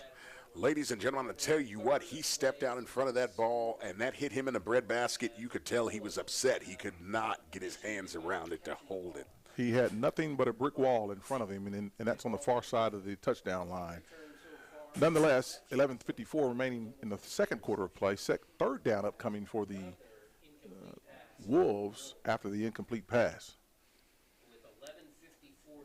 Trips to the near side of the field, single back, tight end tight on the far side of the field, hands the ball off to the up back, number 5, still on his feet, met by the interior line of the defense for the Spartans, led there by big number 99 again for the Spartans. No gain on the play. Yeah, and I'll tell you, as I watch from our broadcast position up here, Southeast and Shawnee up front are so physical right now. I am watching just like linemen just battle like gladiators, like Roman warriors up front. That's huge, man, because you can tell they're still in it. They're still fighting. Absolutely. They're giving it all, regardless of the score. They're still out there playing. Wolves in punt formation, 8 seconds remaining on the play clock. Deep for the Spartans, number 7. The punt is up and the punt is away. Takes a bounce near the 35-yard line, picks it up there, dances around, gets out of bounds at the 35-yard line. That's where the Spartans will take up 1st and 10 at their own 35-yard line. Yeah, so with a comfortable lead here, too, you have to wonder, on offense, are they just going to be content to keep it on the ground? Again, we know that Southeast is such an explosive team. Again, I say it all the time, live and die by the big play, because that's what's happened a lot this year. So I wonder, are we just going to see them just, run some plays, keep it down the ground, or are they going to do the big high-octane offense that we've gotten so used to seeing? Yeah, are we going to be vanilla or are we going to be Rocky Road here? Exactly. Number 7, Shawn Graham, the returner for the Spartans, that brings the ball out just across the 36-yard line to the 36-yard line. It'll be 1st and 10. Spartans at their own 36-yard line. Single receiver to the far side of the field. Trips near, single back. Officials call for a timeout as we're doing something here unknown to us. Yeah. I think there were some problems with knees being covered up down there by some of the receivers for Southeast. Nonetheless, the play clock resumes. Same formation, trips to the near side, single receiver, far side. Quarterback has the ball, throws the ball to the near side here on a bubble screen. The Graham-to-Graham connection. He's still on his feet at the 40-yard line. Tries to make a man miss, steps in, and steps out of bounds just across the 45-yard line, out near the 48. That's good for 1st and 10 for the Southeast Spartans. Ladies and gentlemen, my Sean Graham, Michael Graham, look, that's thunder, that's lightning. I say it all the time. You never know where they're going to strike, but if they can get close to each other and hook up, somebody's gone. A Graham-to-Graham connection. That first down sponsored by Big Old Pork and Dreams, with 2 locations in the metropolitan area, one in Edmond, one in Midwest City. Go by and tell them we said hi and get the big fat butt. Yes, the fat butt. I'm telling you once again, folks, it takes a day and a half to eat, but it's worth it. Man, I just started a diet. Let's talk about something else. Single receiver to the near side. 2 receivers in the backfield. The quarterback calls his own number, still on his feet around the left side, dances and swung around there. Pick up about 3 or 4 yards on the play. It'll be 2nd down upcoming for the Spartans. 2nd down and about 6 to go. Yeah, it looked like that was, I tell you, I couldn't tell if that was number that was number 6 for, if that was number 5 for Shawnee, that managed to sling him down with authority, man.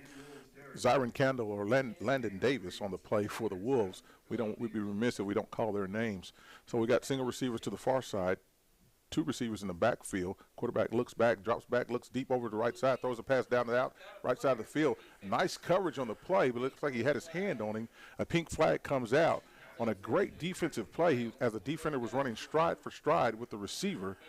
Now, I'll tell you what, I'm going to give it up right here to Shawnee. The name I have here is Ren Carter. Literally just reaching that paw up and knocking that ball up out of the air. That is some serious awareness to just realize, stay with your receiver, knock the ball out. I know there was a flag, but good awareness. Yeah, knocked the ball down with his outside hand, but he had a hold of the guy with his inside hand. I guess that he was pulling him along because he was stride for stride. Oh, I tell you what, yeah, he was dragging the caboose along the way. Now, you know, he had the caboose. He was dragging him with him, but good awareness. Yeah. Pass interference on the defense is the call. 15-yard mark-off for the Spartans, in favor of the Spartans. Takes the ball down to about the 34-yard line there of the Wolves. It'll be 1st and 10 for the Spartans. Twins to the near side of the field. Single receiver far side. 2 backs in the backfield. Quarterback in the shotgun formation. Hands off to the right side back. He's met immediately there by the defensive player. No gain on the play, actually a loss. Number 27 in defense for the Wolves, Jason Hare. Yep, John High got in there on that too for Shawnee, looks like. And, you know, this goes back to what I said earlier. Please, folks, do not think that these Shawnee Wolves have given up, because if you watch that line out there, they're still hitting hard. They're not playing. They've got some beef along the front side of that defensive line, I tell you. I know they're averaging about 250 or better on the front line there. So quarterback hands off to the H-back in the backfield. He dances and prances around. Number 4, he could stop on a dime and give you 8 cents change. Rodney Fields Jr. As the ball carrier. Pick up about 2 on the play. Brings up 3rd down and 11 upcoming for the Spartans. Look, and again, that's why I tell y'all he's tougher than a $2 steak. I mean, it just took 3 guys to bring him down. I mean, he is so strong. He keeps his legs moving constantly. You know, he reminds me sometimes shades of Bijan Robinson for your Texas Longhorns, you know, just that desire to continue to get yards after the play. I saw what you did there. Twins left and right for the Spartans. Single back in the backfield, quarterback in shotgun formation. Number 5 dances around in the backfield, looking deep under duress, throws the ball up, heaves the ball into the end zone, and it is caught for a touchdown. Wow. Ladies and gentlemen, I'll tell you right now, it reminds me of the Miracle at the Spiegel. That ball was in the air forever. Hang time for days, and next thing you know, just lands right in the breadbasket. Because the lights are out right now as they do the light show, I can't tell you for sure. I think it was number 10, Tate Bullock. Okay, there we go. I believe it was number 10, Tate Bullock, but these lights are doing things out here. He's the one giving high fives to the quarterback. We're going to give that touchdown to Tate Bullock, a 20-yard strike for the Spartans to add to their lead as they line up again here for the 2-point conversion. Yeah, and you know, it's funny. I saw them when I got here, and you may have mentioned it too. We saw them practice some kicks, and I thought we might see them. Yeah, we've got a flag on the play after the touchdown. There's a 15-yard unsportsmanlike conduct penalty against the Spartans. I can only imagine. I'm not going to speculate, but I did see the number 10 doing a dance in the end zone. Oh, okay. I saw the initial slide out, but I didn't know. Yeah, he came back in and did a little dance. I think that was just a little bit too much for the officiating crew. Yeah. And so, they're going to – Shawnee has opted to take that 15-yard mark off on the kickoff, as it was a scoring play. They have the option either to take it now or later. They've chosen later, which will put them in some great field position, especially if Southeast opts for the pooch kick. So we are lined up for the extra point at the 3-yard line. We've got twins left and right, single back in the back nasty formation. What make that trips to the right side of the field, single empty backfield with a quarterback. Quarterback looks and hands the ball off to the receiver, who comes across in a trap play. Number 4, Rodney Fields Jr. into the end zone, untouched for the 2-point conversion. I mean, he scampered just like Bambi through the woods, right through there, totally untouched. Didn't see a hunter, didn't see nothing the whole way. And he's in there for 2. Man, you're killing me, dog. You're killing me. He scampered through like Bambi through the woods. Just like Bambi through the forest. Scampered right through there, completely untouched, big eyes and everything. Made that 2-point conversion and converts. Keep going, man. Keep going. Just keep talking.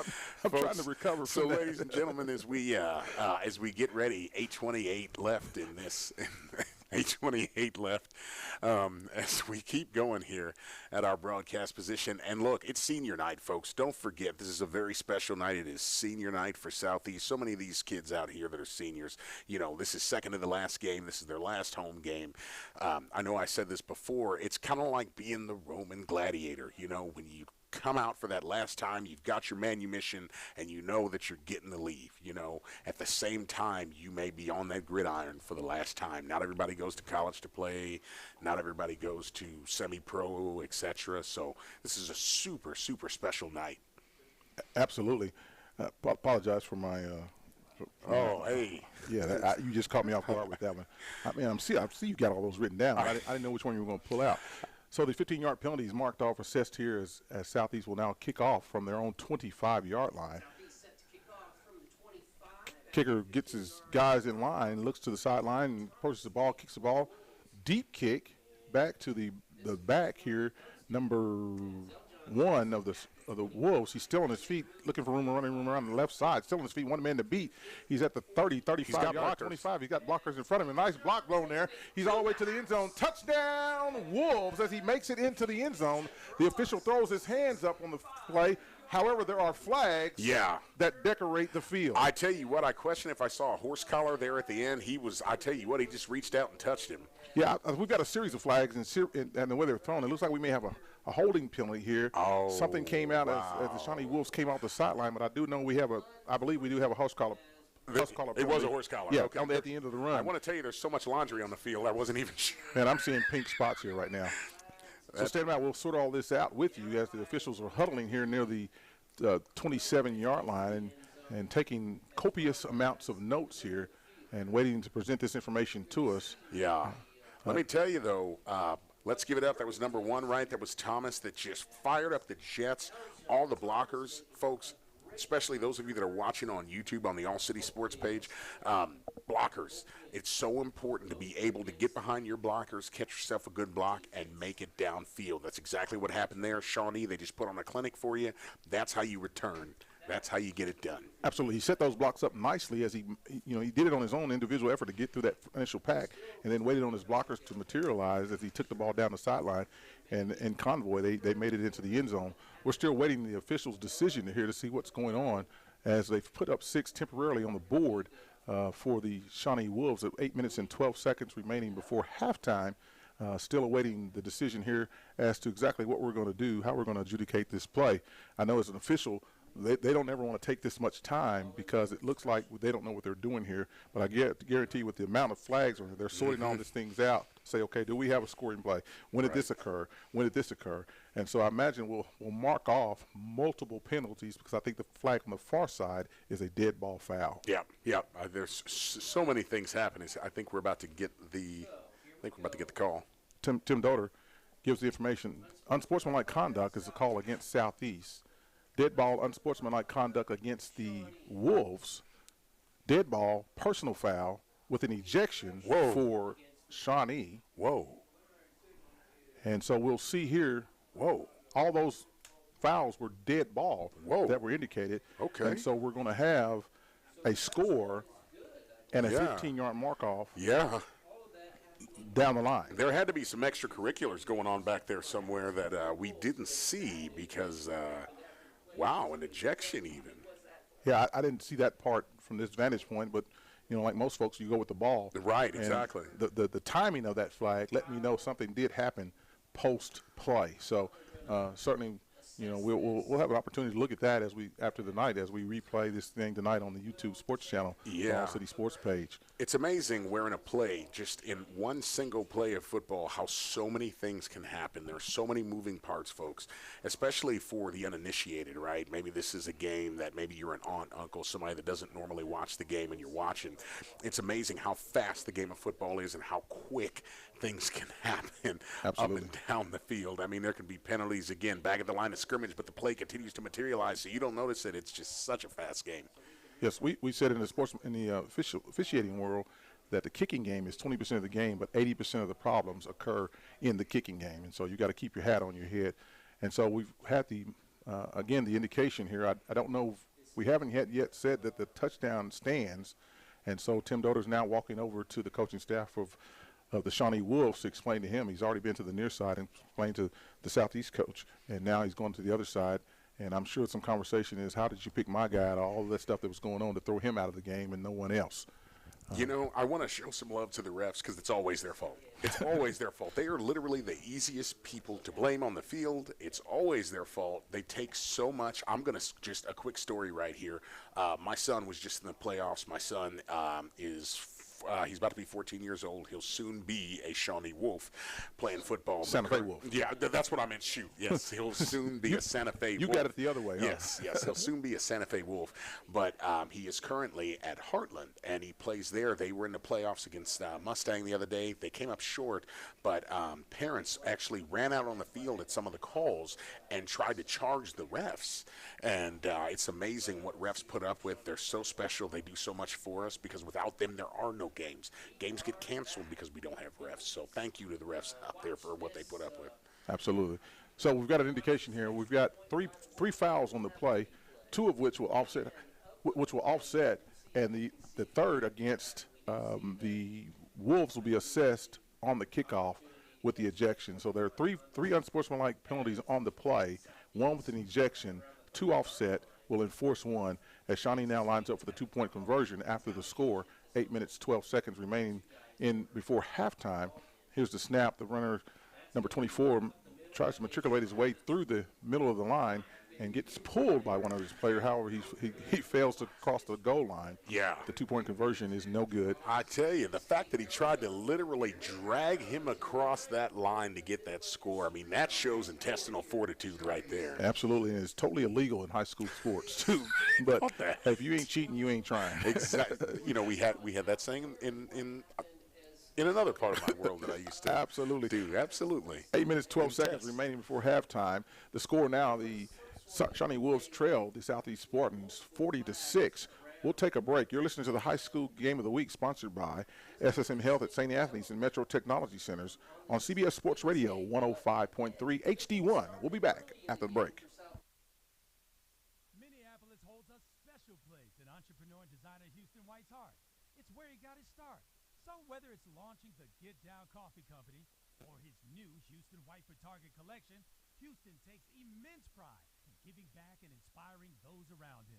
Now you can watch Houston discuss turning passions into reality and the importance of lifting the community up on Target's exciting new content series, Black Beyond, now playing on youtube.com/Target.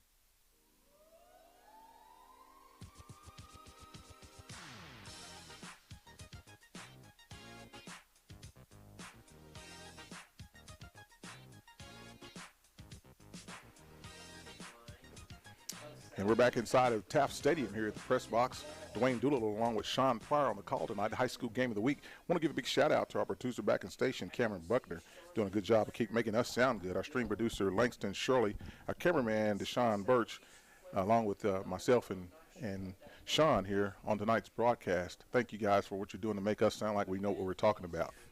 So after the 15-yard mark-off, Shawnee will kick the ball from the 45-yard line. Then that last penalty was against the Wolves. The kick goes into the end zone for a touchback. So there were two unsportsmanlike conduct penalties against the Spartans and one against the Wolves with an ejection by the Shawnee Wolf player. And so two of those fouls offset. We enforced one, and the ball is kicked into the end zone. We'll come back for a touchback at the 20-yard line. 1st and 10 for the Spartans.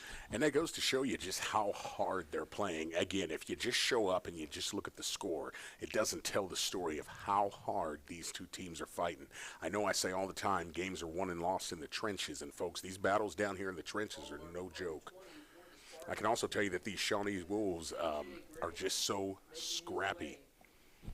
The scoring recap brought to you by A-Plus Lawn Service and Milo Wilson, a 75-yard kickoff return taken to the house by the Shawnee Wolves to strike on the scoreboard, put up 6 points. And we're back to live action here. The ball's handed off by the quarterback to number 4, Fields, goes across the right side. They're inside trap play, off the tackle, I should say. Pick up about 4 yards on the play, brings up 2nd down and 6, upcoming 7 minutes, 58 seconds remaining before halftime. Yeah, I mean, look, again, they just got it on the ground. They're just munching up some yards. I know I said that earlier, and I didn't expect to see them go with the big bomb. Here, I do imagine they're probably going to keep it on the ground. Yeah, you don't want to rub anything in.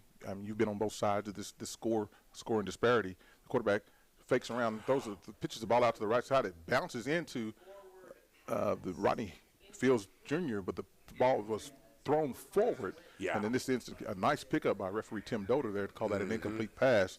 You cannot fumble the ball forward. And in this case, he pitched the ball out. Yeah. And that pitching action resulted in an incomplete pass.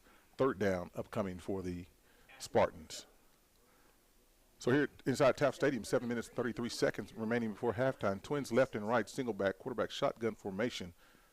A shell coverage for the defensive coverage for the Wolves here as the corners back up, safeties back up. They had the safeties down. Quick pass thrown out to the left side, complete. Correction, to the right side, complete. In the flat to the far side of the field. That pass thrown to number 8 of the Spartans. Noel Gutierrez. It's easy for you to say. Noel Gutierrez. Easy for you to say. 1st and 10. That 1st and 10 is brought to you by Big O's Pork and Dreams with 2 locations in the metropolitan area.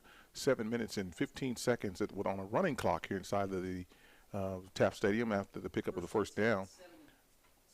Yeah, and that was a good first down. He just managed to just be aware, fall forward, and get that first. He got that pass out there quick to the far side of the field, no doubt. Twins left and right, ball handed off to the up back, number 4, Rodney Fields Jr. Pick up about 4 again on the play. A nice run there by Fields as he drug one would-be tackler for another couple of yards and picked up about 4 yards. Second down and 6 upcoming for the Southeast Spartans. Yeah, nice little run just right up the gut right there. Again, they're just keeping it simple, keeping it on the ground, clock's running, so.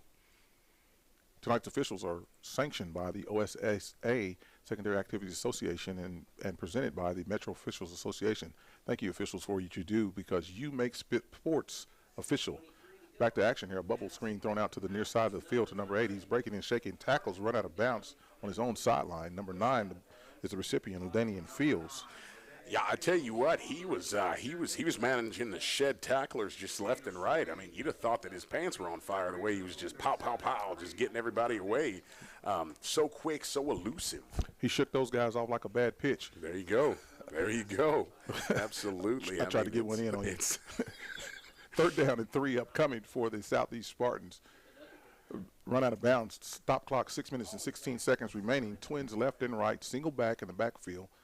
Quarterback in the shotgun formation calls for the snap, looks over to the left, near side of the field, pass is complete out there, thrown to number 7. It's that gram-to-gram connection. That pitch and catch is good for another first down for the Southeast Spartans. And look, I mean, they'll pick you apart. They'll do this all night. Gram to gram, they remind me of Jordan Shipley and why is his name not coming to me? He was just named a starting quarterback, one of our old Texas quarterbacks. They were roommates, and they had such a good connection. They knew each other so well. Ellers. No. I know who you're talking about. I don't know him because it's Texas. This first down brought to you about Big O's Pork and Dreams with 2 metropolitan locations. The quarterback baits the interior lineman in and throws a screen pass to number 4 who snuck out of the pack. Man, that Shawnee defender had his eyes wide open, thought he had a sack there, but they suckered him into a screen play, a middle screen, and he takes the ball out for about an 8-yard pickup. I tell you what, and as a guy on defense, that's one of the things that'll make you crazy, man. And a good quarterback will do that to you every time, man. He will basically play just that wounded deer back there, bait you into him, and bloop that ball right over your head. Right over the top of you. Twins to the far side, trips to the far side of the field, single receiver to the near side. Quarterback in shotgun formation hands the ball off. There's a fumble on the play, and it's recovered by number 10 of the Shawnee Wolves. A turnover. And that gives life back into the Wolves. I'll tell you what. 5:47 remaining in the second quarter. Folks, I've said so many times, there is nothing that will get a team going like a fresh-baked turnover. And number 10, he saw that one coming right hot out of the oven, managed to scoop it up, and he took off with it. There you go. Ryan Hyde, number 10 for the Shawnee Wolves on the recovery for them. Takes the ball at their 48-yard line. It'll be 1st and 10 for the Shawnee Wolves with 5 minutes, 47 seconds remaining here on a Thursday night, the high school game of the week on CBS Sports Radio, where the Southeast Spartans lead the Shawnee Wolves 40-6 here before halftime. Yeah, and look, this is going to be a big chance for them to score some more points to be able to bring this in to halftime. It's going to be a big deal for them right there. I don't care if you want to just call it a moral victory, you have to score some points just to get everybody blazed up and excited to be able to continue playing this game. Absolutely. The run back on the kickoff gave life to the defense, and the defense now has caused a turnover, forced a turnover now to give it back to their offense to see what they can do with it as Shawnee takes a timeout here.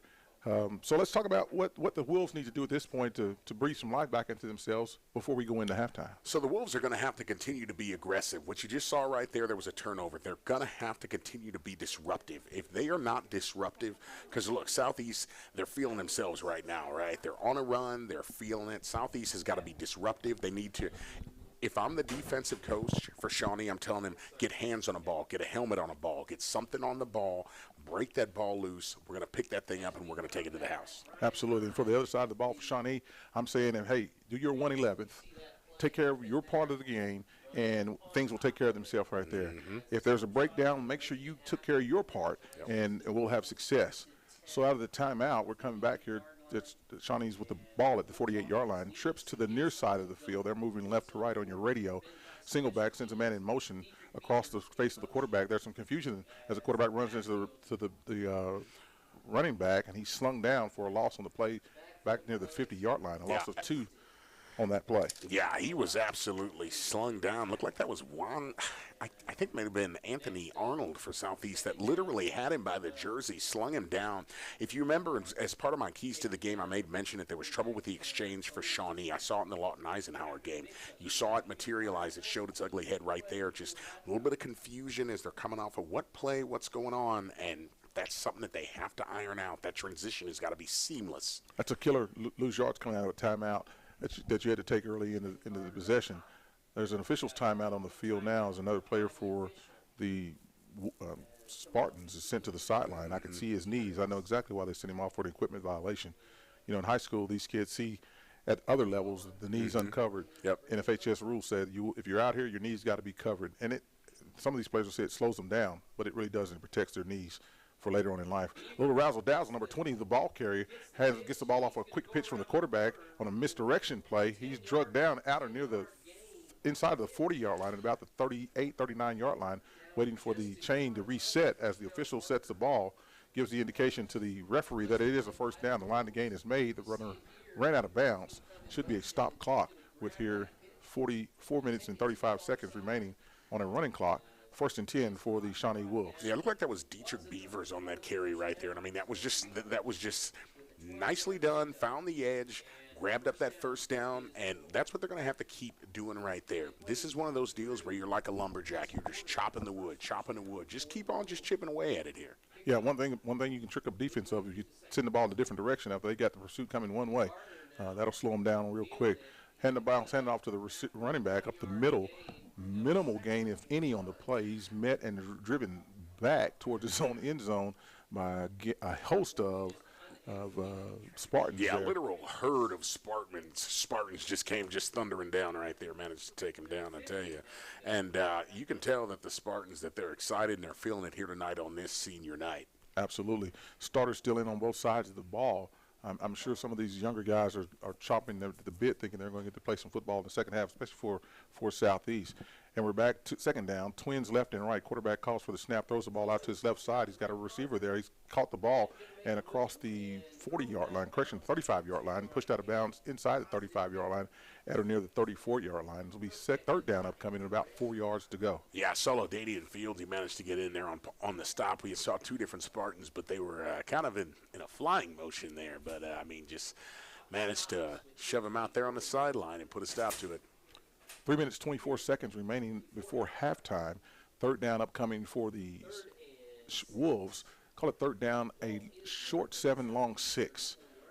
Quarterback breaks the huddle, sends 3 receivers to his right side, the near side of the field. Single receiver to the top side, to the left. Single back in the backfield. He adjusts his position, goes in motion to the right side of the field. Swing pass, throw to number 5. Sniffed out well, but he's breaking a tackle, running over folks, still on his feet at or near the 20-yard line. A great pickup there as the runner, ball carrier, refused to be denied the first down yards and even more. Yeah, folks, that was Landon Davis right there. And I'll tell you what, you couldn't have said that better. Refused to be denied. I mean, he was just breaking tackles, shaking and baking.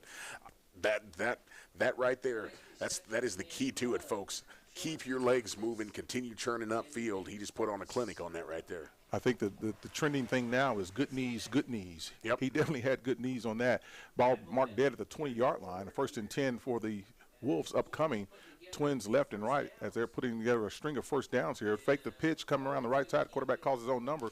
The corner comes up and lays the wood on the quarterback inside the 20, just shy of the 15-yard line, and about the 13 or 14-yard line.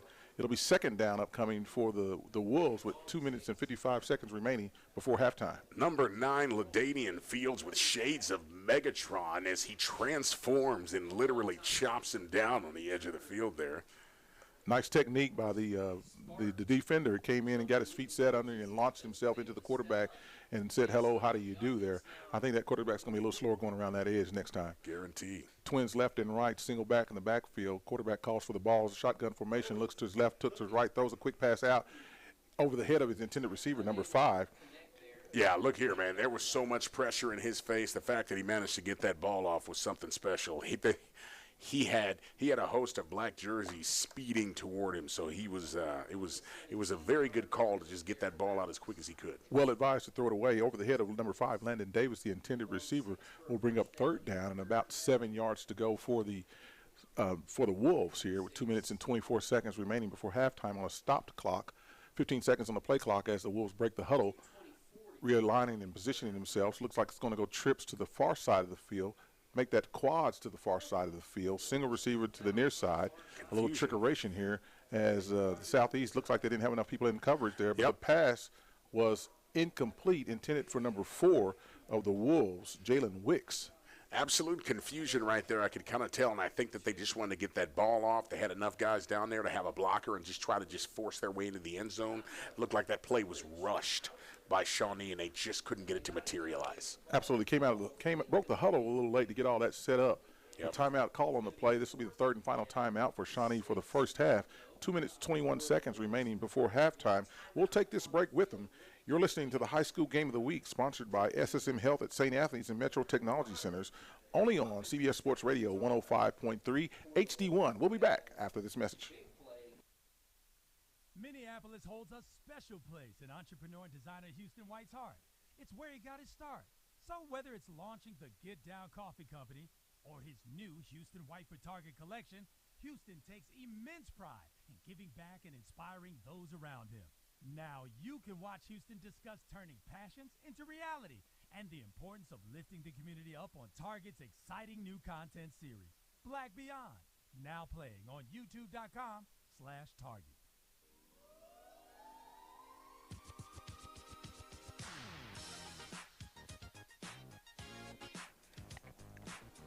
And welcome back to those of you listening on CBS Sports Radio 105.3 and on All City YouTube Sports Channel.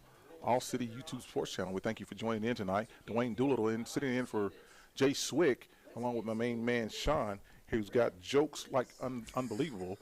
Out of the timeout, the Wolves have opted to go for a field goal. It'll be about a 34-yard field goal as the kick is up, and it's blocked by the Wolves. And it's still on his feet. The play's still going. Some folks going around the edge here. Oh, my goodness. He's got one man to beat, still trying to drag him down. He brings the ball out past the 30-yard line, and he's marked down there at about the 33-yard line as the ball crossed the line of scrimmage can be advanced only by the receiving team. Well, so much happened right there. I tell you, there for a minute, there at the middle, it was literal human rubble. Looked like just a human car accident as the ball was initially blocked, and then next thing you knew, you saw it on the far side of the field making its way down. So much happened there, and you can tell that the coach for Shawnee and a lot of them are out here. They're out past the sideline, out on the far end of the field. Looks like they're trying to have a conversation with the ref and want to talk this one over. Yeah, there was a flag thrown on the play, but the referee, Tim Doder, waved the flag off, and the ball goes back over to the Southeast Spartans as we now look over here there's a sideline warning being given to the Wolves. Okay. And that penalty, that first occurrence carries no yardage penalty. Each time after that, there is a yardage penalty associated with it. So 2 minutes, 18 seconds remaining before halftime. The Spartans now have the ball with a sizable lead here as we approach halftime here. coming after the blocked field goal. A nice defensive stand by the Spartans. Yeah, and I tell you, this, once again, this is something that if you've listened to these last several games this year, you know that the Southeast, that they've been just hot and cold on both sides of the ball. And to see, once again, as they click, as everything comes together, they're firing on all cylinders, this is really special for them. Yeah, they put it all together tonight to send these seniors out right here on a senior night here at Taft Stadium. The game that was moved from their home stadium there at Spiegel due to a scheduling conflict with another sister school. The quarterback looks deep, throws the ball out to he's got a receiver wide open, his brother, Graham connection. He's caught the ball at the 20, still on his feet, stampers in and scoots into the end zone. Strike up the band, man. Touchdown, Spartans. Ladies and gentlemen, I'm going to tell you right now what you just saw once again was special. Yes, it was the Graham-to-Graham connection. He had a man, couldn't see his jersey. It got dark. Managed to beat the man. The man had only the option to try to trip him. He managed to just find his footing and literally just dance his way into that end zone for yet another Southeast touchdown. A 68-yard touchdown strike. Took just a few seconds off the clock, 2 minutes and 5 seconds remaining, as the Spartans now line up to go for two for the two-point conversion. They've hit them all different directions tonight. They have, and we spoke earlier during the pregame show. There was the discussion about how Iowa State literally came out here as this play is unfolding right now. There he goes, the toss out to try to make the two-point conversion. He gets it. Sorry, I'm stealing your job, but he. I mentioned how Iowa State came out to check out the brothers. And look, folks, that's the reason why. I mean, once again, just that's how fast it can happen. They live and die by the big play sometimes. His arm is absolutely accurate, insane, and he can throw for 60 yards with no problem. Folks, I'm a 41-year-old man. I don't think I could throw it for 40 yards at this point. So I can get 4.1 yards. There you go. But I've had both shoulders repaired. So while we and brilliantly, as you segued into that play, just to describe the play for you, it was a reverse where Mishon was threw the ball into the end zone, complete for the two-point conversion, and number 4, Rodney Fields Jr. puts the Spartans up 48-6 with 2 minutes and 5 seconds remaining. So we've got a break in action. We'll take a break with them. You're listening to the High School Game of the Week on CBS Sports Radio 105.3, sponsored by SSM Health and St. Anthony's and Metro Technology Centers. We'll be back after this break. Minneapolis holds a special place in entrepreneur and designer Houston White's heart. It's where he got his start. So whether it's launching the Get Down Coffee Company or his new Houston White for Target collection, Houston takes immense pride in giving back and inspiring those around him. Now you can watch Houston discuss turning passions into reality and the importance of lifting the community up on Target's exciting new content series, Black Beyond, now playing on youtube.com/Target.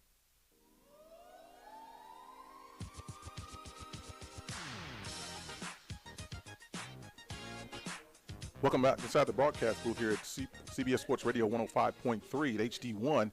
Dwayne Doolittle and Sean Pryor on the call with you on the High School Game of the Week, sponsored by SSM Health at St. Anthony's and Metro Technology Centers, along with Casino Domina. Special thanks to our sponsors. We'd like to thank each of you that are listening to us wherever you are.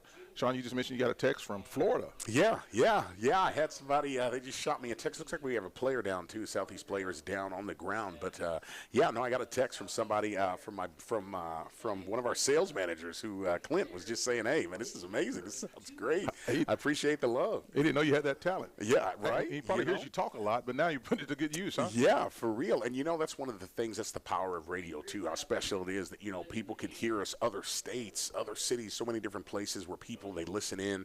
I know right now, there's aunts, uncles, brothers, sisters, dads, moms that are listening, folks that are at work that are hearing this game, and I'm glad that we have the opportunity to be able to broadcast this game to you and tell you about this amazing action with these great teams. Absolutely. We still don't have a number of the injured player, but certainly we hope that all things go well for him. As we look out to the left, we see the parents lining up for senior night here. We were told by Athletic Director Curtis Thompson that they got over 30 seniors that are going to be recognized at halftime here tonight here at Southeast. They put their 4 years in, and all due respect to them, they deserve to be honored this way. I can remember senior night for myself at this very stadium back in when I was a senior. And so a special night for them as they get prepared to go forward. Number 2 is the injured player for the Spartans. Carmelo Bullock. Carmelo Bullock, and I'll tell you what, he's a pivotal, vital player out there. Good to see him walking off under his own power. Wonderful to see. On that senior night, these parents out here, folks, I will tell you all right now, this field is going to be squishy by the time they're done after all these tears come off the faces of these amazing people, because these are such big accomplishments, folks. I know that we kind of laugh at the thought of, hey, it's just high school. It is monumental. These are kids that have made it through COVID and so many other different things to get here. They deserve, they've earned this. Absolutely. And this is so special. Yeah, I'm glad to be a part of it tonight and bring it to you.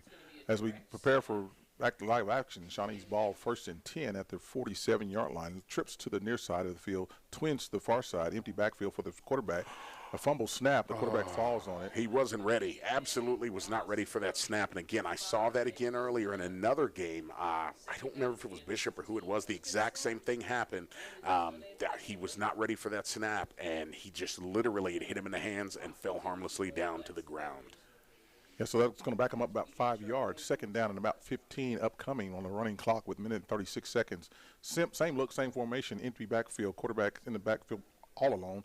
Calls for the snap, sends a man in motion, calls for the snap, looks to the RPO, takes the ball up to the middle himself, calls his own number, picks up almost gets back to the original line of scrimmage. A timeout call by Southeast as they are looking to put more points on the board before halftime. As the clock continues to run, the scorekeeper the clock operator may or may not be aware that we're trying to stop this thing. And so I'm sure they'll have to put some time back on the clock. 109 remaining, and Southeast calls a timeout. We'll stay right here. So what we've seen is for Southeast is that they've used many facets of the game. Started the game off with a special teams play. The defense followed that score up. The offense has sustained drives. They've had quick hitters. They've had long sustained drives. And they pretty much control the tempo and momentum of the game outside of that one kickoff return. We've had 2 kickoff returns for touchdown tonight. Absolutely. I mean, you've seen like a literal blitzkrieg, if you will, from Southeast here tonight. I mean, they're so fast. They're so bullish. Like you say, man, they're managing to control the line of scrimmage.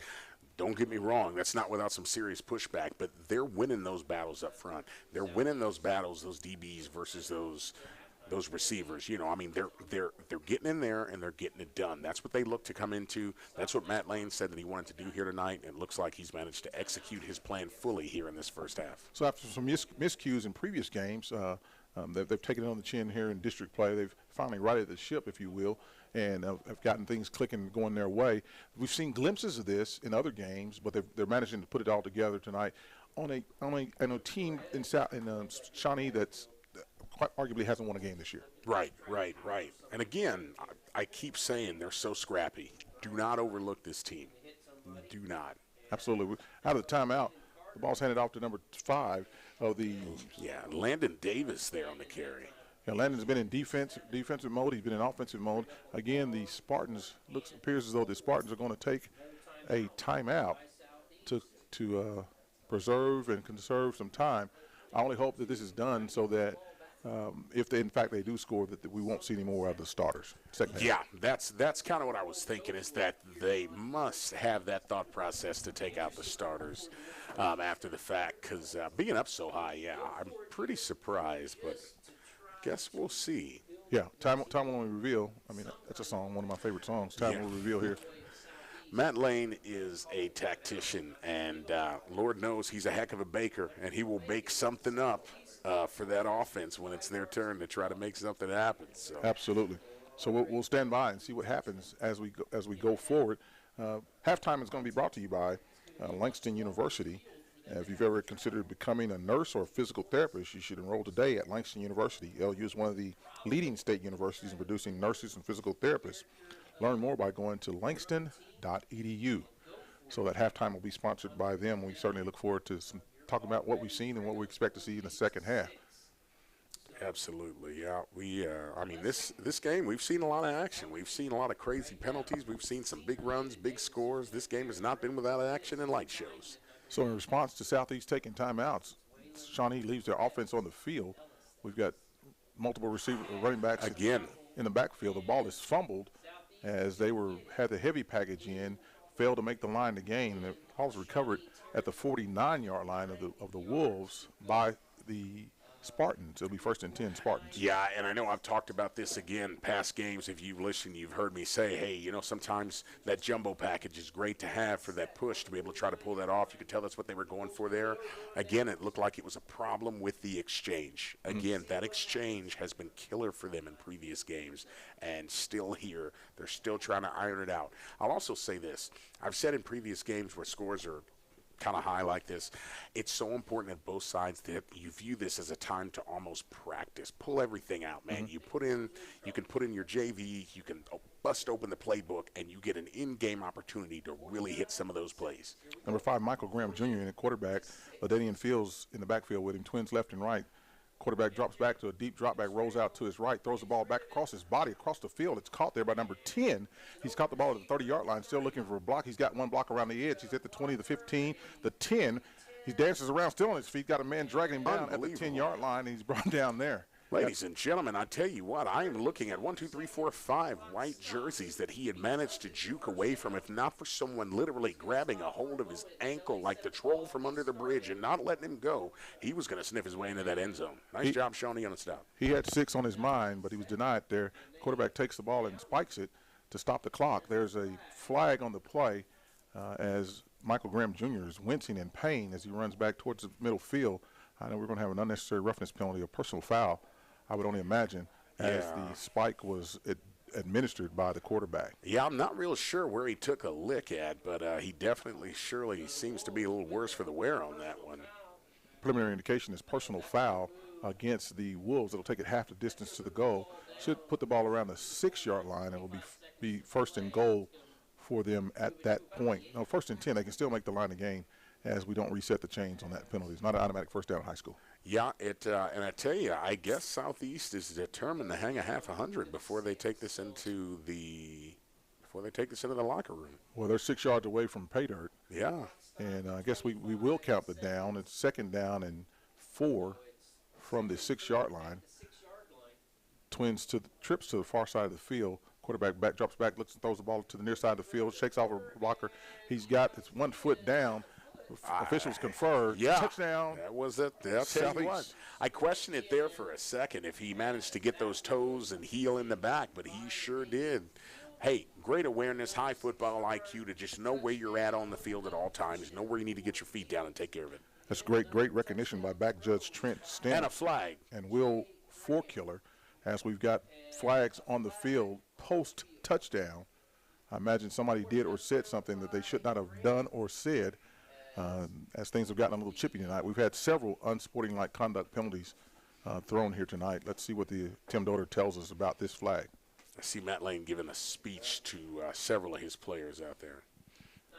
Yeah, Tim Doder is conferring with the coaching staff for Shawnee to ask if they want it now or later on the penalty enforcement. It looks like they've decided to take it now, so that'll back them up. It'll be 1st and goal on the extra point from the 18-yard line for the Southeast Spartans. So at this point, if I'm head coach for Southeast, I'm saying to my players, just don't say anything. Exactly. Yeah. No, you're absolutely correct. Yeah, you can't get in trouble as the signal comes. Yeah. So unsportsmanlike conduct on the one untimed down. The try will be from the 18-yard line. So they either get in or they don't. From the 18, we're sending trips. Well, let's reset. They're sending twins left and right, single back in the backfield, quarterback and running back. Confers with the coach, looks over, sends a man in motion from the top of the field, hands the ball, fakes the hands off, sends it off to number 4 around the right side. Still on his feet, LaDainian Fields still fighting for yards, wrestled and corralled around the 6-yard line. The extra point try is no good. So with 20 seconds remaining before halftime, the score now is the Southeast Spartans 54, the Shawnee Wolves 6. Yeah, and I'll tell you, I joked earlier about how emotional this was going to be. I've noticed all of a sudden I'm seeing umbrellas open up everywhere. I'm seeing people that are pulling shirts and jackets over their heads as it looks like Mother Nature has decided to bless us with the rain. I know there's so many farmers and folks out there in the state of Oklahoma that have been desperate for rain, so it's good to see. But I also know from personal experience playing out there in the rain, sometimes it makes you wish you had a handle on that football because that pigskin gets slick. Absolutely. I've been out on nights like this myself, and one thing I can't stand as an official is to be cold. But what I absolutely despise is being cold and wet. So there's just no relief for that. But these guys are in full regalia with their long sleeve shirts on, and I'm sure they've got their rain slickers on, as we approach halftime. 20 seconds remaining before halftime on a score 54-6 for the Southeast Spartans here at Taft Stadium, a beautiful Taft Stadium on a Thursday night for high school football, week 9. In this whole thing, we played 10 weeks as we had 0 week and then through week 9. And so some of these teams are looking forward to next week as that will set the tail or tape for playoffs, as playoffs now have already been determined through the play in week 8. Exactly. So the seedings are already in. These teams know where they're going, if they're going.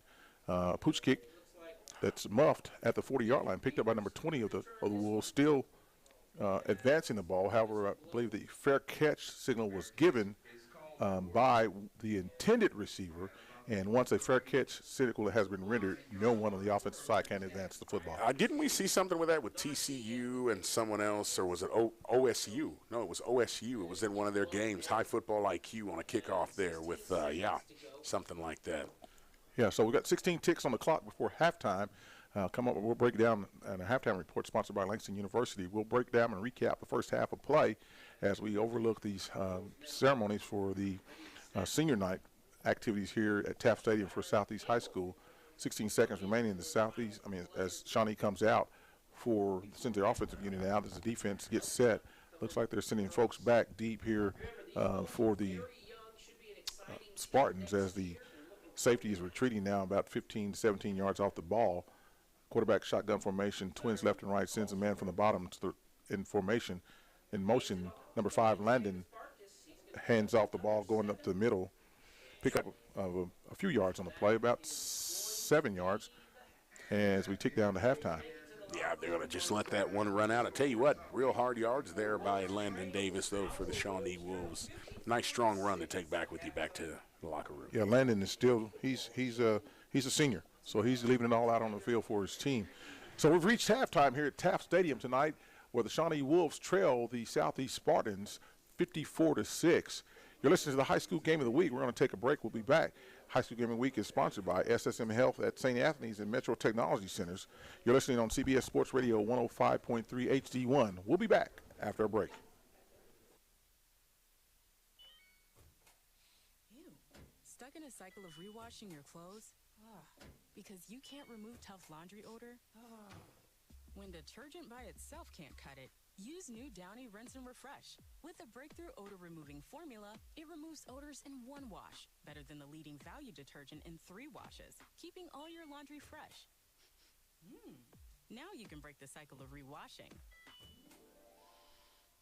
with Downy Rinse and Refresh.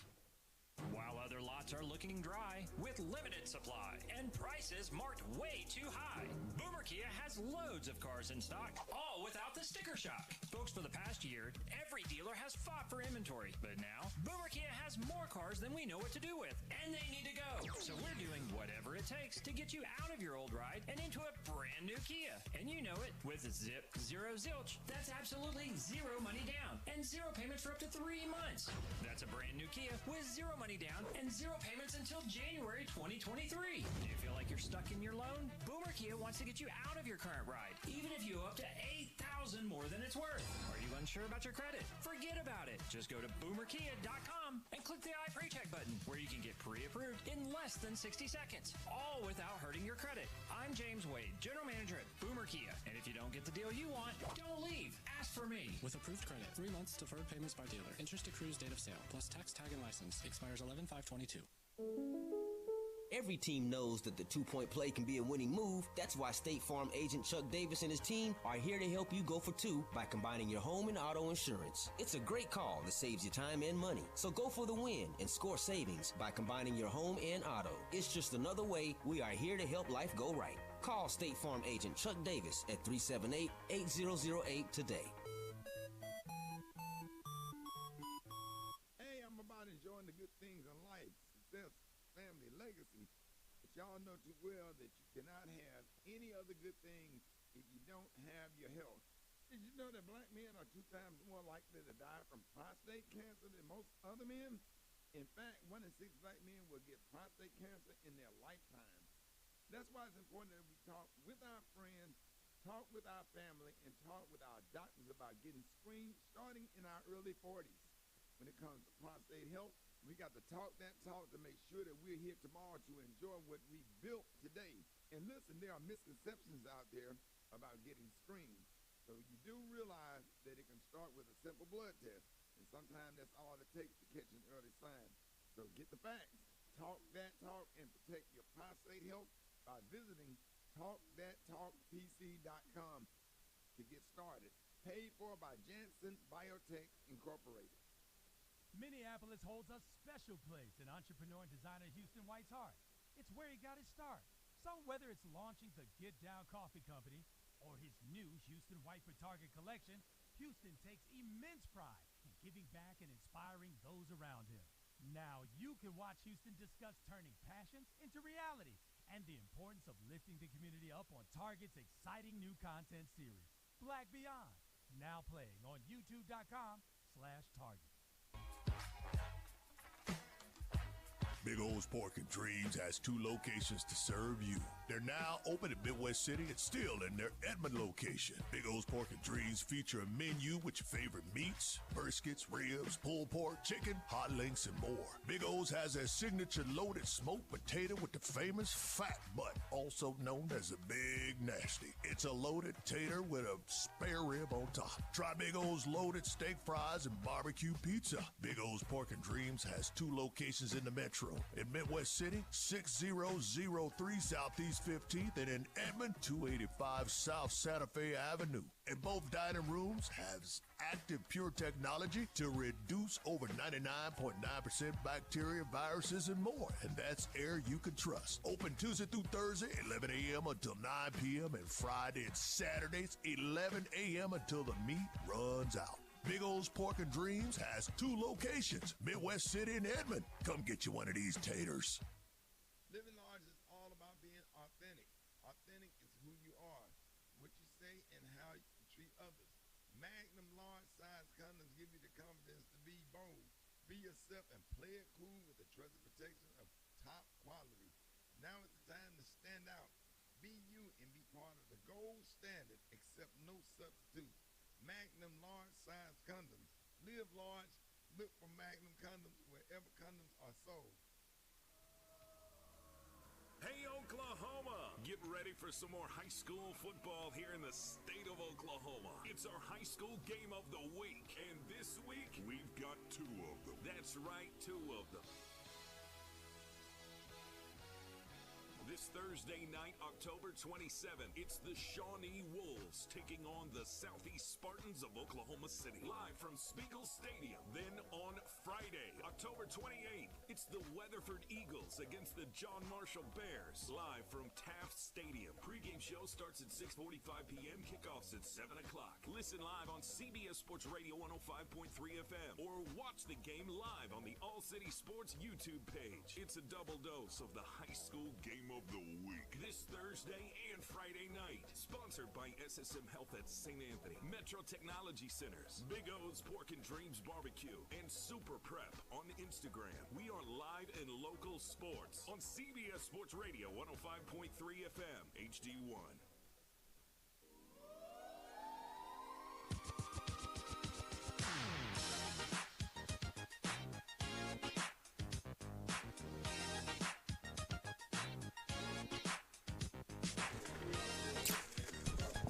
And welcome back to the High School Game of the Week, sponsored by SSM Health at St. Anthony's and Bone and Joint Hospital and Metro Technology Centers on CBS Radio Sports Radio 105.3 HD1. So tonight we've got the Southeast Spartans hosting the Shawnee Wolves at halftime.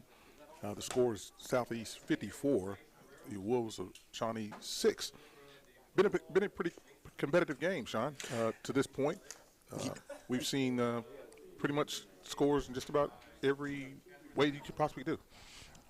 I would absolutely agree with that. Yeah, I mean, the Spartans have definitely found a way to score in every facet, every fashion, pretty much. They get their hands on the ball, and they're smelling for that end zone. They've put on pretty much a clinic here tonight. Yeah, the offense have scored, special teams have scored, the defense have scored. Some sustained drives, some quick hitters, kickoff returns on both sides of the field. So the special teams for Shawnee has shown up tonight. One thing that's concerning for me is that the number of pink hankies that have been on the field on both sides. We've had unsportsmanlike conducts. We've had an ejection for Shawnee, and we've had several unsportsmanlike conduct penalties that have been called on the Southeast Spartan team. And so, you know, some things that we've got to get corrected here going forward, because 2 of those you get to miss next week's game. Exactly. And I know that's, again, it's going to be a big part of the conversation that Matt Lane is going to be having with them inside that locker room right now, right? They're going to be discussing the discipline, the fact that, hey, look, you're up, but we're going to get up and we're going to be respectful about it. You know, that this is still a game. We're still going to show respect, and, you know, that's just so darn important. So important. Absolutely. Halftime sponsor tonight is Langston University. If you've ever considered becoming a nurse or physical therapist, you should enroll today at Langston University. LU is one of the leading state universities in producing nurses and physical therapists. Learn more by going online to langston.edu. One thing we've been remiss on is shouting out our timeout sponsor, Chuck Davis, State Farm. It's here when you need him. Chuck Davis, give Chuck Davis a call at 405-378-8008. That's 405-378-8008. And he will help you insure your assets and more. Chuck Davis, State Farm.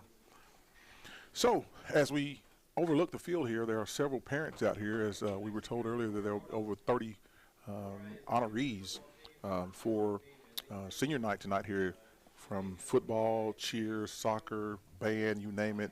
We're honoring all of those seniors, and congratulations to those graduating seniors. Thank you for your time that you spent here at Southeast. The memories that you made are long lasting. I say that as I'm approaching my class reunion here coming up next year. So I know how special those times are.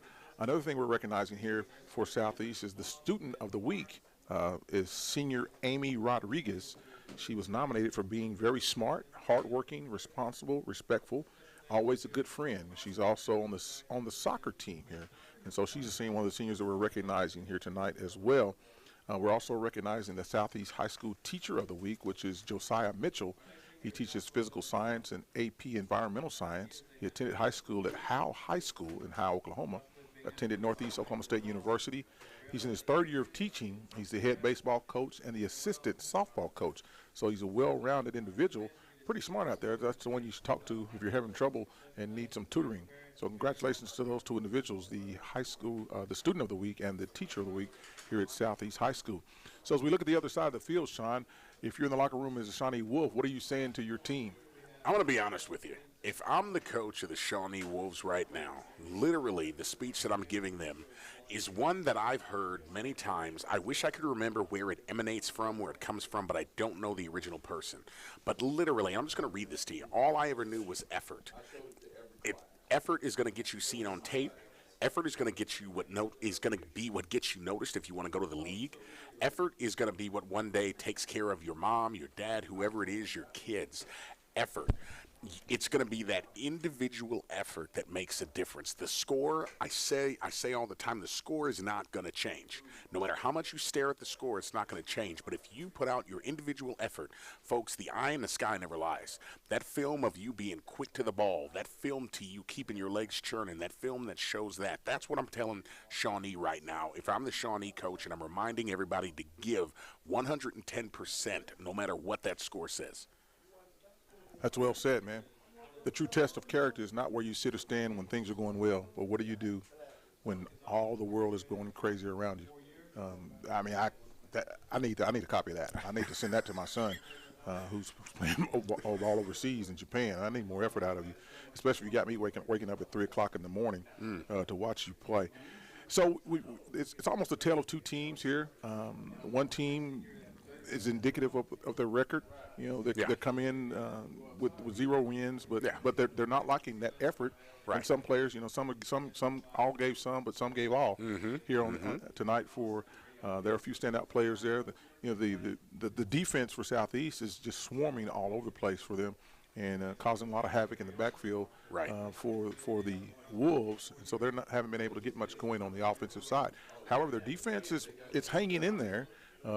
If not but for a few big plays, quick strikes by Southeast, this whole game looks a little different. I know at 54-6, you're saying, how in the world can you say that?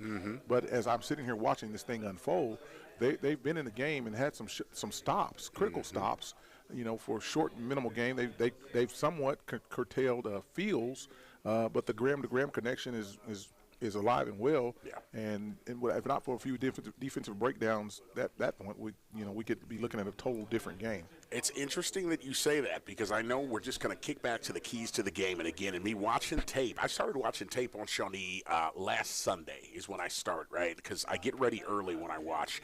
And one of the big things that I noticed in all of their games was the exchange. On offense, they have a hard time getting going because of the difficulties that I've seen them have this season with the exchange. Literally, if they had better exchanges, if they were able to get those receivers downfield quicker, you said it absolutely correct. This is a completely different game with a completely different score. I can tell you, Shawnee is one season away from greatness. Literally, when they manage to get that figured out, this is going to be completely different. This is a team that is a prideful team, not so far removed from state championship. And in 2003, they hoisted the gold ball as state champions in Class 5A. This is an unusual position for those long-term residents of Shawnee. They're not used to seeing a season where they're over, and so there's some shock and awe, if you will, going around in the town of Shawnee as to what's going on, some head scratching, if you will, as what's going on with our football team. But I guarantee you they've got the people in place to maybe one or two pieces away. Coaching. Of course, their coach has had some medical issues and is not with the team right now, and so they're out there still fighting and scratching away because those seniors, that's what they do. They've been here. They've ridden this storm out all this way, and they've come too far to quit. And so we see those glimpses of fight in those seniors and some of those underclassmen as this game has been progressing. So don't count these Wolves out by any stretch of the imagination, as they will bounce back stronger and better than ever. Yeah, and my hope, I tell you, on Southeast, my hope for here tonight is that what we're going to see is if they make some, changes. I'm assuming that we might see some of the younger players, some of the underclassmen come in. I really hope that what we see is we see the seniors on this senior night show that leadership and cheer hard for them as they go forward, as they play, and as they get their reps, and as they start to earn their way up. Because I tell you, folks, young people out there listening, these years are going to pass really quick. As you get older, they don't slow down. So this is going to be really special for them to get to stand behind them and remind them that they're those leaders, that they're earning that C on their chest for their next time on varsity. And, it's going to be a special time. Absolutely. Ironic that you would mention those younger players coming in. We did see the members of the coaching staff as they exited the press box. They didn't exit in normal fashion. They took all their belongings with them as they headed downstairs for the final time. Yeah. And then talking to some of those coaches, we're done for the night. Yeah. And so the game plan, I believe, is to bring in some of those underclassmen and give them an opportunity to shine here on senior night as some of the seniors get to stand by and cheer and go hurrah, hurrah. Yeah. So, very special. So I believe that's what we're going to see. Potentially we could have a running clock situation here on Thursday night as inclement weather is in and around us. It's not fair to take a person's heart out, show it to them before they die. Right. And so I believe that Shawnee may be waving the towel to say, hey, let's just let this thing run and we'll get on out of here and call this thing good. Yeah, as I look and I keep seeing different weather warnings, so it looks like there is some weather coming out to southwestern Oklahoma that's going to drag up this way. Maybe not to affect this game straight away, but maybe toward the tail end or just after. So something we got to keep an eye on. Yeah, so that's what we've seen. That's what we hope to see here at halftime. It's sponsored by Langston University. For more information on Langston University and opportunities to attend there, go online to langston.edu. We're at halftime here at Taft Stadium, where the Southeast Spartans lead the Shawnee Wolves 54-6. You're listening to the High School Game of the Week, sponsored by SSM Health at St. Anthony's and Metro Technology Centers on CBS Sports Radio 105.3 HD1. We'll be back after this break. Handoff goes to the right side on a jet sweep. McCole Hardman 15 inside the 10, breaks a tackle, stays in bounds, and hops into the end zone. Touchdown, Kansas City! The Chiefs return to action Sunday night, November 6th to take on the Tennessee Titans in prime time at GEHA Field at Arrowhead. Right here on your home for Kansas City Chiefs football. On CBS Sports Radio 105.3 HD1. Hey, Oklahoma! Get ready for some more high school football here in the state of Oklahoma. It's our high school game of the week. And this week, we've got 2 of them. That's right, 2 of them. This Thursday night, October 27th, it's the Shawnee Wolves taking on the Southeast Spartans of Oklahoma City, live from Spiegel Stadium. Then on Friday, October 28th, it's the Weatherford Eagles against the John Marshall Bears, live from Taft Stadium. Pre-game show starts at 6:45 p.m., kickoffs at 7 o'clock. Listen live on CBS Sports Radio 105.3 FM, or watch the game live on the All City Sports YouTube page. It's a double dose of the high school game of the week this Thursday and Friday night. Sponsored by SSM Health at St. Anthony, Metro Technology Centers, Big O's Pork and Dreams Barbecue, and Super Prep on Instagram. We are live in local sports on CBS Sports Radio 105.3 FM HD1. While other lots are looking dry, with limited supply and prices marked way too high, Boomer Kia has loads of cars in stock, all without the sticker shock. Folks, for the past year, every dealer has fought for inventory, but now Boomer Kia has more cars than we know what to do with, and they need to go. So we're doing whatever it takes to get you out of your old ride and into a brand new Kia. And you know it, with zip, zero zilch, that's absolutely zero money down and zero payments for up to 3 months. That's a brand new Kia with zero money down and zero payments until January 2023. Do you feel like you're stuck in your loan? Boomer Kia wants to get you out of your current ride, even if you owe up to $8,000 more than it's worth. Are you unsure about your credit? Forget about it. Just go to boomerkia.com and click the iPrecheck button, where you can get pre-approved in less than 60 seconds, all without hurting your credit. I'm James Wade, General Manager at Boomer Kia, and if you don't get the deal you want, don't leave. Ask for me. With approved credit, 3 months deferred payments by dealer. Interest accrues date of sale, plus tax, tag, and license. Expires 11/5/22. Rob tried to manage his constipation with belly pain, discomfort, and bloating day after day. After realizing it was irritable bowel syndrome with constipation, or IBS-C, he found another way and finally said yes to adding Linzess. Linzess, or linaclotide, is a prescription medicine that treats IBS-C in adults. Linzess works differently than laxatives. It lets you have more frequent and complete bowel movements and helps relieve overall abdominal symptoms, belly pain, discomfort, and bloating. These symptoms were studied in combination, not individually. Do not give Linzess to children less than 2 years old. It may harm them. Do not take Linzess if you have a bowel blockage. Get immediate help if you develop unusual or severe stomach pain, especially with bloody or black stools. The most common side effect is diarrhea, sometimes severe. If it's severe, stop taking Linzess and call your doctor right away. Other side effects include gas, stomach area pain, and swelling. There could be more to your story with IBS-C. Talk to a doctor today. Say yes to Linzess. Learn more at linzess.com or call 1-800-LINZESS. Sponsored by Abbey and Ironwood Pharmaceuticals. Kansas City Chiefs football is here. KINB 105.3 FM, HD1. Kingfisher, Oklahoma City. Free broadcasting station.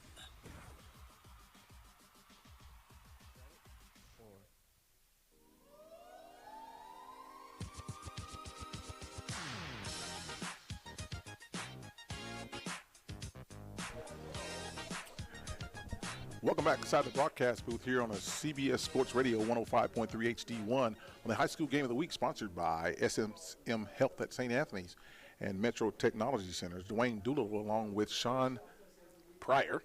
Yes. the tougher than a $2 steak man here on a senior night here at Taft Stadium, where the Southeast Spartans lead the Shawnee Wolves 54-6.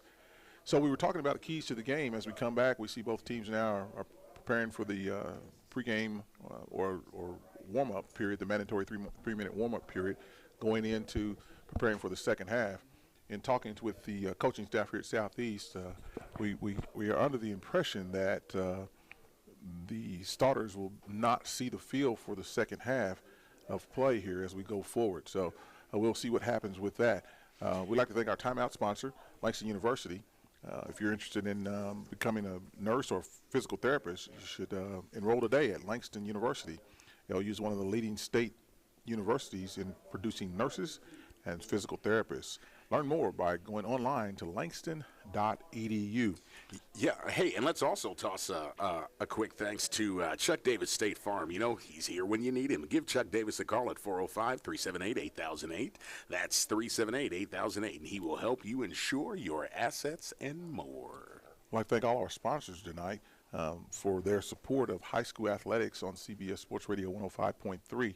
Sean, it's good to be here with you tonight, man. I know I'm not leaving, but it's certainly my pleasure to sit here and grace this booth with you, to have you sit along the side, and all of your many quippets that you've thrown at me that have caught me off guard.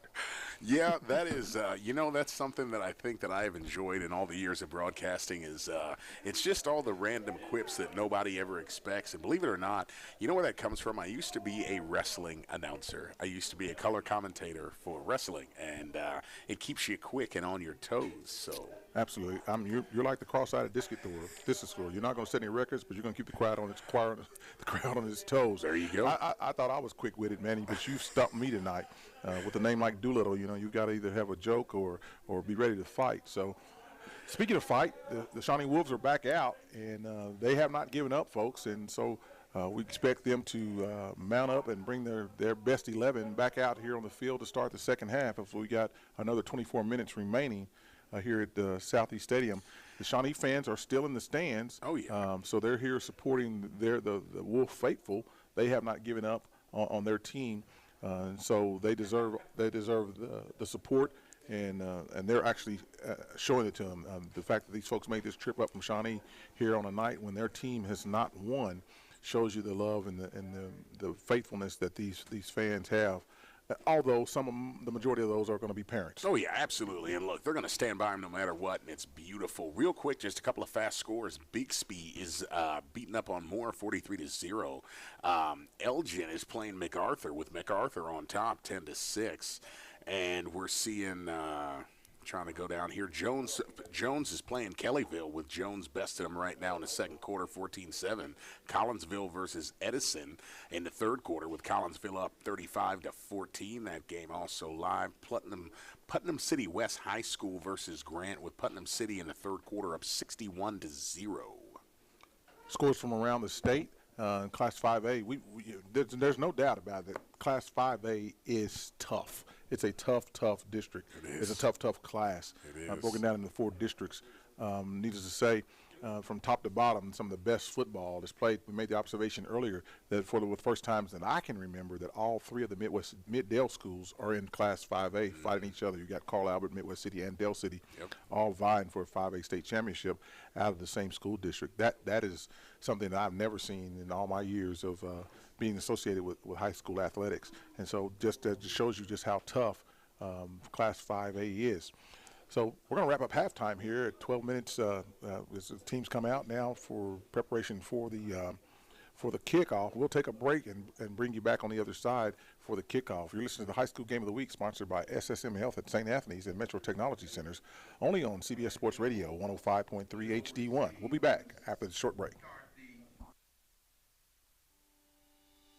Need a banking partner you can count on? Call First Security Bank and Trust Company. It will be the best call you will ever make. Personal banking with First Security Bank and Trust Company can make life so easy. We offer mobile banking, online banking, and qualifying accounts can even make deposits using a cell phone. You will have instant access to all of your financial information, and you're able to check your balance 24 hours a day, 7 days a week. You can transfer funds and even pay bills. You have total control. Plus, we offer personal customer service to help you with all your banking needs. Visit us today at 1541 Northeast 23rd Street, or give us a call at 405-424-4341, or visit our website at www.fsbokc.com. First Security Bank and Trust Company, member FDIC and equal housing lender.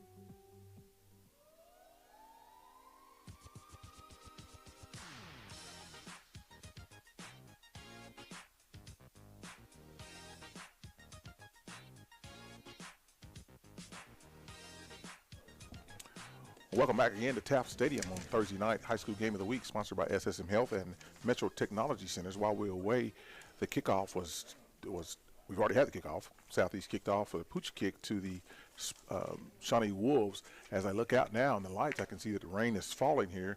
The pooch kick was taken and down inside of the 45-yard line at about the 43-yard line. It's 1st and 10 for the Wolves at their own 43-yard line. Trips to the right side of the field, single back, quarterback back. We've got a quarterback change. He's being pursued and pressured, scrambles around, gets away a little bit. A nice block open there in open field as quarterback still is directing traffic and is taken down at about the 44-yard line. a pickup of 1 yard on the play after the long scramble as he looked downfield. Yeah, I tell you, there was a lot of just kind of east and west movement there, but at the same time, he is so elusive, just so quick on his feet, man. He's able to get all the way across this field back and forth. That right there shows that Southeast, they're going to have to really stay tough and sniff him out as we see them. As we see, it looks like they've changed out. We're looking like maybe these are going to be some of the younger players out here now for Southeast for sure that are about to come out here and play some ball. Absolutely. Number 6, Zyron Campbell is the quarterback, freshman quarterback for the Wolves. Sends again, same formation, trips to the far side of the field, single receiver near side, single back, calls for the snap, retreats, looks over the field, still scrambling back. Ball is tipped in the backfield as he throws the pass to the near side, incomplete, falls to the ground. Third down upcoming, 3rd and 10 for the Wolves. Yeah, and I tell you, I'm going to tell you folks, as I look out here in front of these lights on Thursday night, those raindrops look like they're the size of like marbles. So, I mean, these are big raindrops that are falling down. You know how I said earlier, guys, they're going to wish that they had a handle on that ball. That thing is going to be slicker than a Snicker on a hot day. So they're going to have to do their best to kind of hang on to it. You're probably going to see a few less passes here as that ball is just going to be trying to squirt out. Did you just say slicker than a Snicker on a hot day? Yeah, you heard it. That's correct. Okay, so here we are again on a running clock. I guess the coaches have agreed that there'll be no more stoppage of the clock. Quarterback throws the ball out to the right side of the field. It's complete to his receiver there for a nice gain on the play on 3rd down. A pickup of about 6 yards. It'll bring up 4th down and a manageable 4 yards as Shawnee sends out the kicking team as we change personnel. It's a 4th down and 4 from the 49-yard line for the Wolves. Jalen Wicks on the reception there for Shawnee. A nice play there. I wish they could have gotten that earlier. Would have made this that pass could have gone for a 1st down, but nonetheless, 4th down. The punter's deep for the Wolves, awaiting the snap. The snap comes back. Again, he gets the kickoff. A nice kick, a nice high spiraling kick that bounces at the 25-yard line, taken there by number 7 of the Wolves, Marshawn Graham. Yeah, and I tell you, they kind of threw me off. Looks like he threw the beanbag or something over there for the change of possession, but because everything's pink, I thought it was a flag. Absolutely. So just for point of reference, on a change of possession like that, for penalty enforcement, to throw the beanbag down and mark where the ball came from, because if we have a post-scrimmage kick, we'll mark the penalty off from that spot if it's in front of that spot. So I love having you up here for that exact reason right there. You are the traveling rule book, and it's outstanding to have that kind of encyclopedia knowledge up here in the booth. So I've got so many rules in my head, I don't know what to do with them. I try to use those at home, and they don't work. I try throwing the flag at home, and I end up on the couch. So it's good to be able to regurgitate this stuff somewhere. Twins formation left and right, single back in the backfield. Quarterback hands the ball off to the running back. He still breaks through the pack, still on his feet, outruns one runner. Whoa. One man to beat. He's brought down at the 35-yard line. Number 4, Rodney Fields, is the ball carrier, still in the game for the Spartans. I'm not sure if that is the same. I think that may be a shared number, but I think that may be from a different – I don't know if that's Rodney Fields. Just by size. Well, he ran like him. He did. I tell you what, I will tell you what, he was quicker than a hiccup. He got from where he needed to be to where he was going, and there wasn't much to stop him. And so in high school sports, you can't share a number. Okay. Unlike in college, you can have an offensive defense, so that's going to be him. That's him. Yeah, you can only have one number 4. That's, again, on those rules that I know. From this angle, I definitely thought that he shrank, but yeah, I'm wrong. He did look a little smaller there. Yeah. Number 1, the ball carrier for the Spartans, Law, a pick up about 4 yards on the play, bring up 2nd down and about 7, call it 7, or long 6 for the Spartans. So it looked like the Spartans now have a result to the run game, at least so far they have, on a nice pickup by number 4 there, Fields, and then follow that up by a run by Law. I believe that may be the game plan going forward to keep the ball out of the air, especially in the rain, as it looks like now the rain is starting to subside here at Taft Stadium. They hand off to number 1 again. He's dancing and prancing in the backfield, moves the pile forward before everything shuts down. A nice pickup on the play. It's going to bring up 3rd down and a manageable 3 or 4 yards. Yeah, Chauncey Law, number 1 out there. And I tell you, you said that spot on. All they're going to be doing is probably keeping this ball on the ground, scooting. Looks like we got a player that's down, got a Spartan that is kind of riding around down there on the ground. Hopefully he's all right. Yeah, injured player. We'll get that information for you. When you got this sizable lead, certainly, and especially in the rain, you want to just keep the clock going. As I've seen even after the change of possession, the officials said, we're just going to run the clock. I believe Shawnee is kind of waving the white flag a little bit to say, let's just get out of here. Let's take our loss, go to the house, manage any injuries that may come from this, and move forward. Yeah, this is one of those things, and Shawnee, as you said, this is not a program that's accustomed to a winless season, and I know that this is something that, that I know this. I realize that this hurts them, but again, I stand by the words that I said at halftime is, this is all about that individual effort. And as long as every one of these players out here keeps that in mind, giving 110% on your position, I think you said earlier, it's that 1 and 11th, and as long as you're doing that, and again, that's how you get filmed. That's how the eye in the sky sees you, is that player is now up and walking off the field under his own power. It looks like that was number one, Chauncey Law. Chauncey Law, yeah. Injured Spartan coming off the field unaided, takes his glove off, shakes his hand as he's walking unaided to the sideline. So a third down upcoming for the Southeast Spartans here on Thursday night, senior night here for the Spartans, as the officials, Tim Doder winds his arm and says start the clock. The offense returns to the field, and we'll see what comes of this as we still have the starters in. Yeah, I was kind of surprised to see that. See if that continues, that trend. Well, in basketball, they send them out to start the third quarter, and then they make that, say you got one possession, and then we're going to bring all the young guys in. A little confusion in the backfield. The quarterback calls his own number around the left side. He's dancing and prancing, gets out past the line of the game, picks up the first down. Quarterback Graham scampers around the left side there, down to about the 21-yard line. Yeah. That'll be 1st and 10 for the Spartans at their own 21-yard line. Number 5, Landon Davis for Shawnee on the stop there as they get that first down. Senior Landon Davis has definitely heard your pep talk at halftime. He is giving maximum effort. Misspoke just a moment ago. It's the 1st and 10 at the 21-yard line of the Wolves going in, moving from left to right on your radio. 6:41 in the game, third quarter with the clock on a running clock. Twins left and right, empty backfield, hands the ball off on a jet sweep motion to number 4, Fields, who tries the left side, picks up about 7 on the play before he slammed to the ground there by the Shawnee Wolf. I believe number 5 is not involved in that. There's an injured player on the field for the Wolves, slow to get up as they're looking around at him. Officials call an official timeout. We don't have that number, but since we didn't take a break on the first one, I think we want to squeeze in a break now so we get some bills paid, and thanks to our sponsors. You're listening to the High School Game of the Week, sponsored by SSM Health at St. Anthony's and Metro Technology Centers, here only on CBS Sports Radio 105.3 HD1. We'll be back after this break. While other lots are looking dry, with limited supply and prices marked way too high, Boomer Kia has loads of cars in stock, all without the sticker shock. Folks, for the past year, every dealer has fought for inventory, but now Boomer Kia has more cars than we know what to do with, and they need to go. So we're doing whatever it takes to get you out of your old ride and into a brand new Kia. And you know it, with zip, zero zilch, that's absolutely zero money down and zero payments for up to 3 months.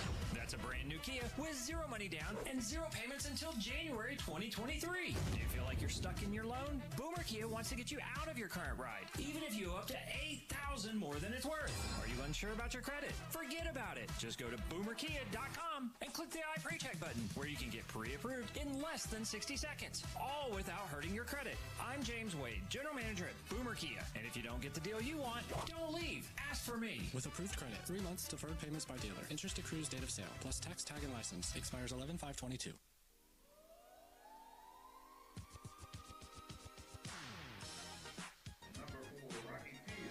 And we're back inside of Taft Stadium. The injured player was Ryan Hine for the Shawnee Wolves. Came off the field unaided. While you were away, you missed a spectacular play by number 7, Shawn Graham, who went from left to right, right to left, forward, backwards for 17 yards into the end zone around the left side for another touchdown, a score for the Southeast Spartans on a run play, sweep play that went designed to go right but ended up going left. Back here now for the 2-point conversion. Number 3 tries the jet sweep motion around the left side. He's into the end zone for the 2-point conversion. Uh-oh. Okay. It looked like I had seen maybe he got tackled way outside of the end zone there, but it was all right. Looks like they may have slipped when they got by that area by what would be the track there, because it's so wet down there. Yeah, I was walking in, and it was dry, and it was slippery to me, so that surface has been removed as they prepare to lay down another track surface here at Taft Stadium. On a running clock as we're inside of 4 minutes and 27 seconds in the third quarter. Shawnee coach has thrown in the white flag and says just let the clock run so we can get back down home and get these kids ready for school tomorrow. So 62-6 is the score now after the 2-point conversion on a successful senior night for the Spartans, who have been on the other side of this score disparity. Absolutely. I mean, you look back at games like the Bishop McGinnis game, you look back at the Carl Albert game, there's been some games this year where Southeast has really had it taken to them, and so especially in district play. So this is a really big deal for Southeast to be able to score some points, big points, and just really, I mean, again, they just are able to continue to move this ball on offense. They're moving it on defense, special teams. Yeah, it's come by land, air, and sea. The attack. There's a kick, a pooch kick to number 44. He bumbles and muffs the ball, but falls on it at or near the 45-yard line. So the Wolves will retain possession as he was able to corral that ball on the bottom of the pile. Be first and 10 for the Wolves at their own 45-yard line. Yeah, and look, nice job to him, man. He managed to get control of it, puts himself into the fetal position, and he manages to just kind of do some protection on the ball right there, and that's what it comes down to. That ball, man, you just got to take care of it. Absolutely. You never know what goes on the bottom of that scrum pile, and the officiating crew has done a nice job tonight to stay on top of all this action, all the chirpiness. They haven't overreacted, although there was one player that was ejected, and I'm sure he deserved that because they saw him do something that he probably should not have done. See a bunch of confusion here on the sideline of the Southeast as we're trying to usher in new players. The quarterback hands the ball off to the single back in the backfield. He's met immediately by big number 68 of the Spartans for no gain, maybe a loss on the play of about 1 yard. Bring up second down and 11 for the Wolves. I tell you what, those Spartans literally, they just laid the wood down right there. I mean, that was just off of both sides, just thunder and lightning, man, just thunder and lightning. It is crazy how this Southeast defense, which is sometimes has been almost lackadaisical in games, they are fired up. I mean, they are getting to the ball quick. It's their tonight is their time to take out some of that aggression they've had in previous games where they didn't fare so well on this opponent tonight, and they're taking every opportunity and making that happen. The quarterback in the backfield hands the ball off to number 24 around the right side. Again, he's corralled in the backfield for no gain on the play, possibly potentially a loss on the play of about 1 yard. Officials say nope, he got back to the line of scrimmage. A generous spot, I might add, by the head linesman on the Shawnee side of the field. Third down 11 upcoming for the Wolves with 1 minute 43 seconds remaining in the third quarter of play. Yeah, I mean, this clock is running down something quick, folks. And I tell you, this is a time where you got to wonder, are they going to go for the big play here? Wet field, wet ball, everything else? Are we going to see Shawnee just go for a big home run ball to try to get some more points on the board? Well, it's going to start with maximum protection up front, and they haven't been able to do that all night long. So the quarterback has been under duress most of the night. But there he is tonight now with nice time. He scrambles out to his left, throws the ball, a bullet that is misses his mark, intended for number 20 of the Shawnee Wolves, scoots into him and falls incomplete, which will bring up fourth down and 11 for the Wolves. Yeah, that ball was thrown with some velocity, though. It literally ricocheted off of the ground and up into the hands of who looked like that could have been LaDainian Fields out there. I'm not too sure, but just hit him right in the breadbasket, and he brought that thing in. That was a heck of a strong thrown ball. Intended for Dietrich Beavers, number 20, incomplete. Fourth down upcoming on a running clock here on a Thursday night at Southeast for Southeast senior night. Punter's back, clean snap. Man rushes him, but he was able to get the punt off, kicks it off to the right. The ball scoots down at the 30-yard line and retreats back to the 32, takes a favorable bounce for Southeast. There where it's down by the Wolves. It'll be first and 10 for the Shawnee at their own 30. First and 10 for the Spartans at their own 32-yard line. Yeah, as they get this ball back, that was just a really quick series right there for Shawnee. They're sending this ball back, and we're going to see what Southeast does here, if they're going to just keep this ball on the ground once again and just be content to try to burn up this clock as we are about to step into the fourth quarter. Yeah, that's the end of the third quarter of play where the Southeast Spartans lead 62-6 over the Shawnee Wolves. We'll take another break here. You're listening to High School Game of the Week, sponsored by SSM Health at St. Anthony's and Metro Technology Centers, only on CBS Sports Radio 105.3 HD1. We'll be back. Where can you holiday shop for anything you want, any way you want? Lowe's, actually. From the top tools to the top tech, Find deals from all the top brands, like a Craftsman 20-volt two-tool combo kit. Was $149, now only $99. Then save time with more convenient ways to shop. Check back daily for deals during Black Friday month and start saving now at Lowe's. Home to any possibility. Offer valid through 11/2 while supplies last.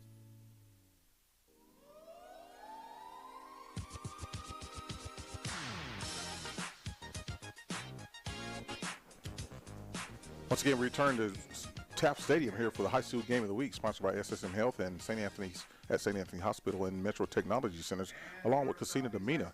I give special recognition to our main man back in the studio, producer Cameron Buckner, our on-site producer Langston Shirley, our camera operator Deshaun Birch, along with Dwayne Doolittle and Sean Pryor here on the call tonight. Sean, thanks for letting me sit in with you tonight, man. I keep Swick's seat warm as he's somewhere in South Florida basking in on the beach. Yeah, last time I saw was a video of him, as the country song says, toes in the water, fanny in the sand. So enjoying himself. Living it up. Swick's down there and going to see the Bucks and the Ravens play this Sunday. As we're back to action here, a host of fresh players in for the Spartans as the offense has changed and the defense for Shawnee has risen to the occasion, and they've knocked the gentleman back. We'll get a number for you here if we can in just a moment. Second down and 9 coming after a 1-yard pickup on the play. John High on the stop for Shawnee there, once again with authority, managing to get back there into the backfield. Number 10 at quarterback, that's Tay Bullock for the Spartans. Sends a man in motion to across his face to the right side of the field. Number 3 turns it up. Minimal gain on the play, met there nicely by a member of the Shawnee Wolves, Keenan Holland, on the ball carry for the Spartans. Third down 9 upcoming. Yeah, and with this clock running once again, it's happening so fast here, already down almost 11 minutes with the consistent clock. Yeah, we won't be here much longer, folks, as the Shawnee Wolves have waved the white flag and said, hey, listen, we're licking our wounds, but we're going to take our dog and pony show and take it back to Shawnee as quickly as we can. Third down 9 upcoming on 11 seconds on the play clock. There's the quarterback, calls for the snap, looks deep, scrambles around, gives a man the signal to go deep. He throws the ball across, and it's incomplete. Had he caught that, he had nothing but green grass in front of him. Yeah, I tell you what, that one's going to haunt him here later on because, that hit him right in the hands. You'd have thought that he'd have squeezed a handful of butter right before he come up out there because he could not bring that one in and be able to turn upfield because that was just going to be just a catch and score. Brandon O'Connor, the intended receiver, he's going to wish he had that one back later on when he sees that on film. Nonetheless, brings up fourth down for the Spartans. I believe for the first time tonight we're seeing the punter who's been warmed up the whole game, but first time we've seen him tonight, number 3, Keenan Holland, back to punt for the Spartans. Yeah. Yep, hasn't been a lot of work for him here tonight. Spent a lot of time just kind of watching the game. So he's been in on other plays and was there on offense as a flag comes down, and delay of game is the penalty being enforced against the Spartans as he took too much time to get that play underway. They'll back them up 5. It'll be fourth down and about 14. The irony is with me keeping score on this here, this is one of the least penalized games that we've seen from Southeast this season. Well, maybe they got some things right. When you're winning, Dizzy Dean said, when you win, nothing hurts.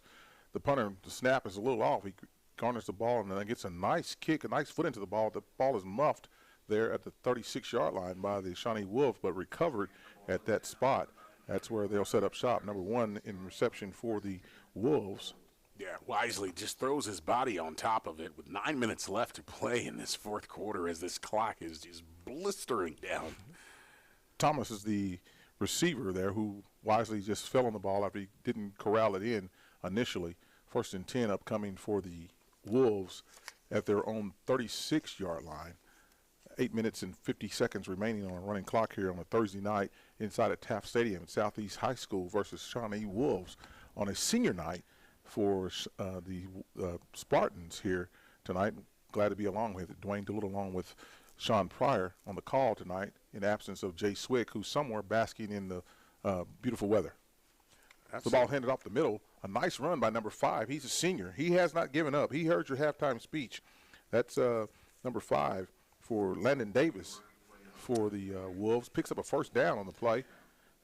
Nice ball movement there. Absolutely. And look, You've mentioned that speech a few times, and I tell you, I say it all the time. I give speeches at my son's school during football season. I talk to the kids as a former player, and that's something I remind them every time. If you get down in a game, never quit. Again, the senior, Landon Davis, the ball carrier, knocking out chunks of yardage, pick up about 7 on this particular play, brings up a second down and manageable, very manageable 3 yards. You know, if it's me, I'm calling plays here. I've sucked them in twice with a run play. I'm looking over the top here because I'm going to go for it on 4th down. Yeah, absolutely. I'd expect to see like a screen pass or something like that here. I mean, there's no reason not to go for it. Again, crack the playbook open, go for whatever at this point. Absolutely. You got nothing to lose and everything to gain here. Trips to the near side of the field, single receiver who's pinching down, hasn't got set yet, so really doesn't know the play. On the far side of the field, he's blocking. That's a run play again, number 5. He's a workhorse right now. Davis, a nice pickup on the play, pickup of about 5 yards. Passes the line of gain, they'll pick up the first down with ease. I tell you what, if you're familiar with TikTok, and if you watch a lot, you've probably heard that soundbite that says, "Fine, I'll do it myself." Well, number 5 here has decided he's just going to do it himself. He said, "Hop on my back, and I'm just going to give you a ride down the field." Hey, he's in the huddle saying, "What's the play?" Coach said, "Give me the ball." Yep, So, exactly. Yeah, he's a senior. He's leaving it all out here tonight on the field. Although his team's falling a little short, he says, "I'm going to get it done the best way I can. Give me the ball. I'll live and die with it." Hey, this takes me back to shades of the old wishbone football where men had to be athletic and just run the ball, run the ball, run the ball. Yeah, the quarterback under duress looks deep, throws the ball down the sideline out of bounds, incomplete out about the 15-yard line. He was going for a bundle there, but the receiver ran out of real estate. Yeah, it looked like he was going to try to just try to snatch it up right there on that very edge of that sideline, but that ball sailed away on him. As you said, he was under duress throwing across his body, and can't be as accurate in the rain throwing across your body. Absolutely. And just as I said it earlier, they sucked him in, and they went over the top. How they weren't able to make the connection. So 2nd down 10 upcoming from the 41-yard line for the Shawnee Wolves in the Southeast Territory. Twins to the far side of the field, single receiver right side. They adjust to bring the twins left and right. Single back, quarterback shotgun formation. Calls for the snap, looks around, and there's a little confusion on the play here as the quarterback was going to throw it. He's still scrambling around. One man to beat, couldn't beat him, run out of bounds inside the 35-yard line at about the call it the 42-yard line. Yeah, and a good decision by the quarterback to just sprint out of bounds. Literally just lick your wounds and get the heck out of there. No reason to take that kind of a hit. That was a good call. Yeah, that play was eerie from the start as we had receivers running from one side of the field to the other side and then looking perplexed as what do I do next here. Yeah. Some indecision there, and it manifested itself on that play. So we go back, twins formation, left and right, single back again in the backfield. That man with the multicolored shoes, 2 different color shoes in the backfield, as you noted earlier, swings out to the right, looks, quarterback under duress. There's a little holding penalty, but the official said no. The quarterback's still dancing around, and he's finally brought down at about the 45-yard line and lost on the play again. Yeah, and I can tell you that unfortunately right there and me watching that quarterback, he literally just froze. He just stopped right there on the field. He just wasn't too sure what to do. And you can really just tell, that they are just on their heels, that the Shawnee offense is disjointed. Number 6, Zyron Campbell is the quarterback. He's a freshman in the game in relief of the starting quarterback. And he's trying to make something happen now. There was nothing available. There was nothing to eat on that bone. No. Under 5 minutes left to play again as this clock is just running for the hills. So punt formation for the Wolves. The snap is back. The punt is off. The punt goes high into the air. It's a short punt. Takes a southeast bounce at the 32-yard line and comes back towards the 33-yard line where it's down there by the Shawnee Wolves. It'll be 1st and 10 for the Spartans at that point. Yeah, it was unexpected. There were so many guys on special teams there that were running, looking for someone to hit, that they forgot to look up for the ball. And the ball fell kind of in between the grouping as they were running along. That really just kind of takes me back to my time on special teams and just that desire, that you're like a shark out there just looking for somebody to hit. Yeah, peel-back blocks were legal then. They're not now. Yeah, man, call the crack. Still run the wedge formation. Yeah, no doubt. So here we are, back to action here. We got a flag on the play as appears that there's going to be some movement on the offensive side of the ball. Tim Doder says, yep, confirming that. It's a false start on the offense. It'll back them up 5 yards as someone didn't hold their water or get set. Yeah, and once again, with almost 3 minutes left to play on this flying clock, they're aware of it too. They know that clock is running down. They know that it's almost time to go, and they have the jitters. Yep, trying to get something done, make something, get your name in the paper. Just forgot to get that thing set there.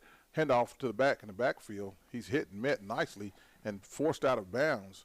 Was we worked to get the number 13 for the Southeast Spartans, a loss on the play actually of about 1 yard after the 5-yard mark-off, number 13 for the Spartans. Sirquan Law, who I've been wondering, is this a relation to Chaunsley? So what I'm noticing on the roster is there's a lot of familia associated, as we got Michael Graham Jr. and Sr. Michael Graham Sr. on the coaching staff here, and if I'm not mistaken, there's a Law on the coaching staff as well. Yeah. So come one, come all. Bring your kids. You can coach, and they can play. Nothing like that family connection there. As Southeast is a very family-oriented organization or team. Wow, that was a high snap there, but he managed to bring that one in as he got several yards on the play. Law, again, the ball carrier, scampers out for about a pickup of about 8 yards. Going to bring up 3rd down and about 7 for the Spartans on a running clock, 2 minutes at 2 minutes. Well, under 2 minutes to play. Yeah. And by the time I said it, it was already under 2 minutes. So. Yeah, this clock is set for hyperspeed. I think this clock is slicker than a Snicker on a hot day. Yeah, I think that's how that went. That's how that goes. Yeah, no doubt. 3rd down upcoming. The snap there with some trickeration in the backfield. The ball is on the ground, fumbled. It's still loose. Shawnee picks up the ball at the 18-yard line there and falls down.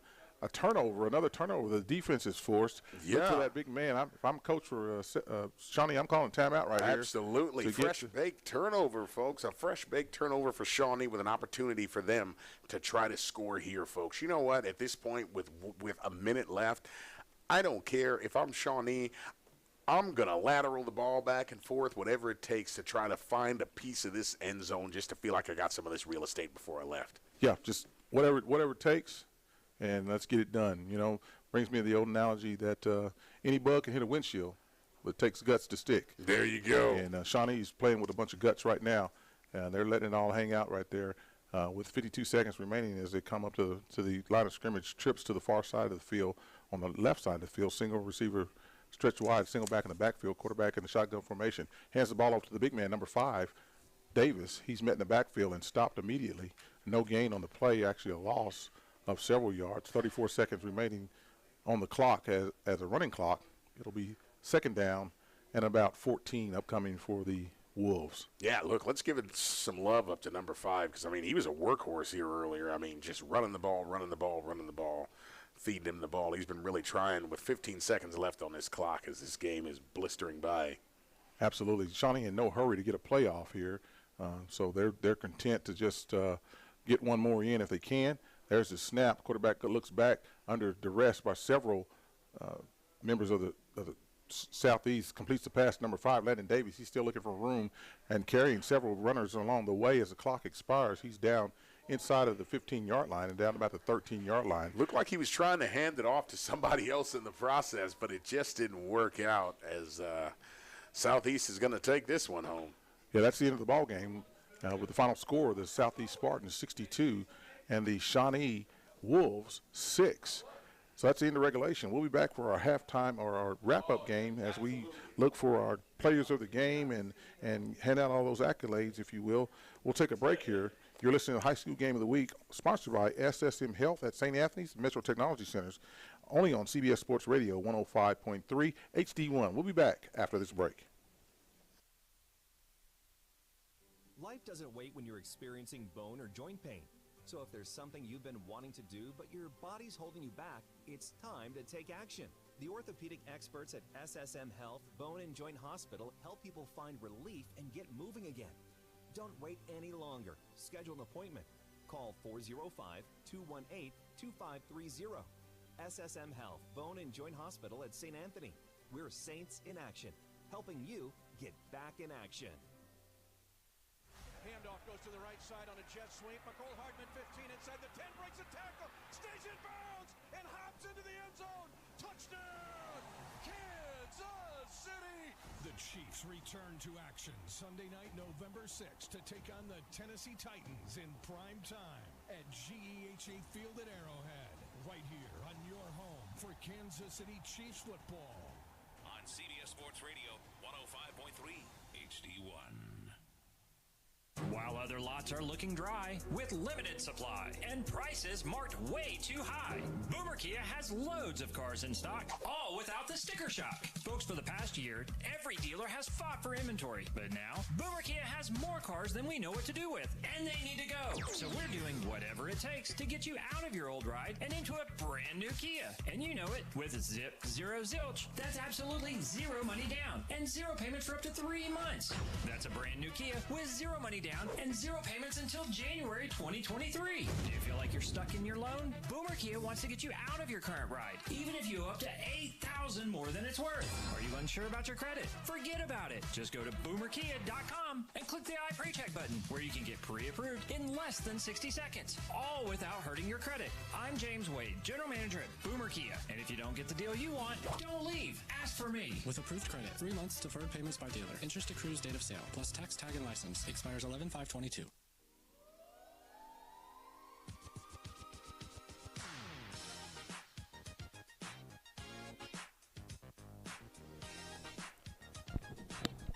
Once again, I want to welcome you back into the broadcast booth here on CBS Sports Radio 105.3 HD1 on a Thursday night high school game of the week, sponsored by SSM Health at St. Anthony's, Bone and Joint Hospital, and Metro Technology Centers. Dwayne Doolittle, along with Sean Pryor, on the call for tonight's game. In the absence of Jay Swick, who's on vacation, of course, gave me the opportunity to sit here and hear these jokes firsthand, these quips from this gentleman, this learned gentleman, firsthand. Hope you've enjoyed the broadcast for tonight. So we've got the dubious task tonight of crowning our player of the game, and since you've got more exposure with this team, you know their trends, you know what they are capable of, and what they're capable of doing. Certainly, we're going to turn that over to you and allow you to announce that player of the game for us. Yeah, hey, I am so happy to be able to do this, the Big O's Pork and Dreams player of the game. I just got to say real quick, I know we mentioned it earlier, Big O's Pork and Dreams, amazing, amazing food. They took care of me like I was family up there. They laughed at me because they knew that I wasn't going to be able to finish that famous fat butt. I want you all to know that potato is just absolutely ginormous. It comes with everything but the kitchen sink on it, from baked beans, cheese. There is literally ribs on top, folks. I'm not making this up. Sour cream. There was smoked sauces that was cut up in there. I mean, I ate on this thing for like a day and a half. I had to wallow. So hold on. Yeah. Now, hold on. Now, I've said to you at no less than 3 or 4 times that I just started a diet. Yeah. I mean, I've got my bag of protein here. There's brisket on there, too. Yeah, we had pizza at halftime by the AD here, Curtis Thompson, took great care of us tonight. And then you give this long dissertation about this baked potato with all of this stuff in it. Yes. And I'm eating cardboard. Folks, it is the potato with the trimmings. It is the potato with the trimmings. And he's not backing down. I cannot back down. You don't back down off of Big O's Pork and Dreams. I guarantee you that. But one thing, so important, this player of the game, folks, I've picked this guy as a player of the game before, and I have a really certain reason for it. And you heard his name a million times tonight, folks. Michael Graham Jr., you got to give it up to him. If you watched on YouTube, you saw him. He's pointing down the field. He's directing traffic. He's running himself. He's elusive. He's making plays materialize that literally do not exist. Folks, this is the entire reason why Iowa State took the time to fly down here to take a look at him and these other kids. That ability to make something out of nothing. This is not watching your regular player. I've told you guys, people talk about being special and they overuse that term. You're not going to overuse that term talking about him. He is extraordinary. He is a talent. He is someone that you're going to watch play on Saturdays in just a couple of years. This is just a junior. So in a couple of years, you're going to be watching this kid play. Hey, I invite him out. Come on down, and I will buy you a fat butt. Though he's in pretty good shape. He probably has a special diet. He probably doesn't eat that. I'm going to eat a fat butt in your honor this weekend. There you go, that diet stuff again. So, and I concur with everything you said. You have generational players that come through.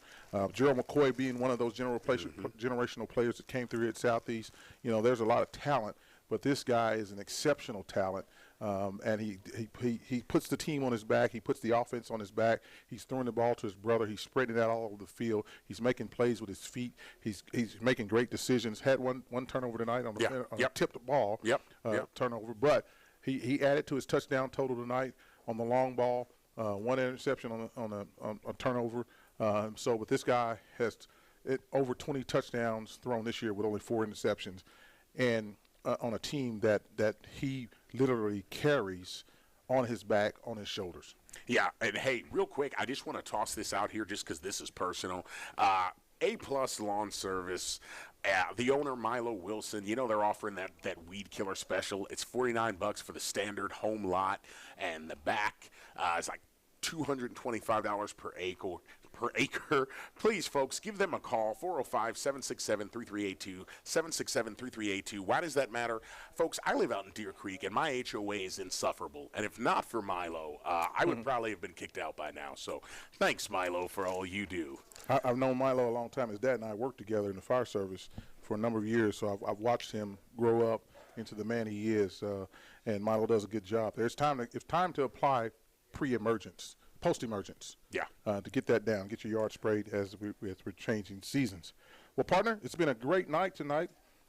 Thanks for having me along with you. Maybe we'll get a chance to do it again. We'll send Swick somewhere else. Maybe I'll buy him a ticket to Bowley or something. There you go. And, there you go. I know a rodeo that goes on down there that's outstanding. Absolutely. You can just go hop down there for a while. Absolutely. So it's been our pleasure to host this game for you tonight. I hope you've listened and enjoyed everything you've heard. We haven't confused you too much. It's been a lot of talking, I can tell you that. But as for me, I've got to shut this thing down and get on to the job that pays all the bills. So on a successful senior night here at Taft Stadium for the Southeast Spartans, who are victorious over the Shawnee Wolves, 62-6 in favor of Shawnee. As we look forward to next week's action, Week 11, the final week of football. But there's some more football to be had here on this station tomorrow night. I believe it's John Marshall that'll be playing tonight, and we'll have that action for you tomorrow night starting at 6:45 here on the CBS Sports Radio 105.3.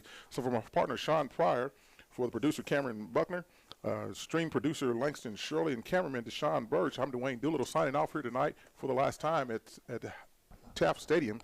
You've been listening to the High School Game of the Week, sponsored by SSM Health at St. Anthony's and Bone and Joint Hospital and Metro Technology Centers, along with Casino de Mino. Thank you to our sponsors tonight. Good night, everybody. Have a good night, and we'll see you on the radio. You're listening to CBS Sports Radio, HD1, 105.3. Good night. You've just experienced the High School Game of the Week, presented by SSM Health at St. Anthony. All season long, lock it in and feel the action. Local high school football here. It's OKC's CBS Sports Radio 105.3. Handoff goes to the right side on a jet sweep. McCole Hardman 15 inside the 10, breaks a tackle, stays in bounds, and hops into the end zone. Touchdown!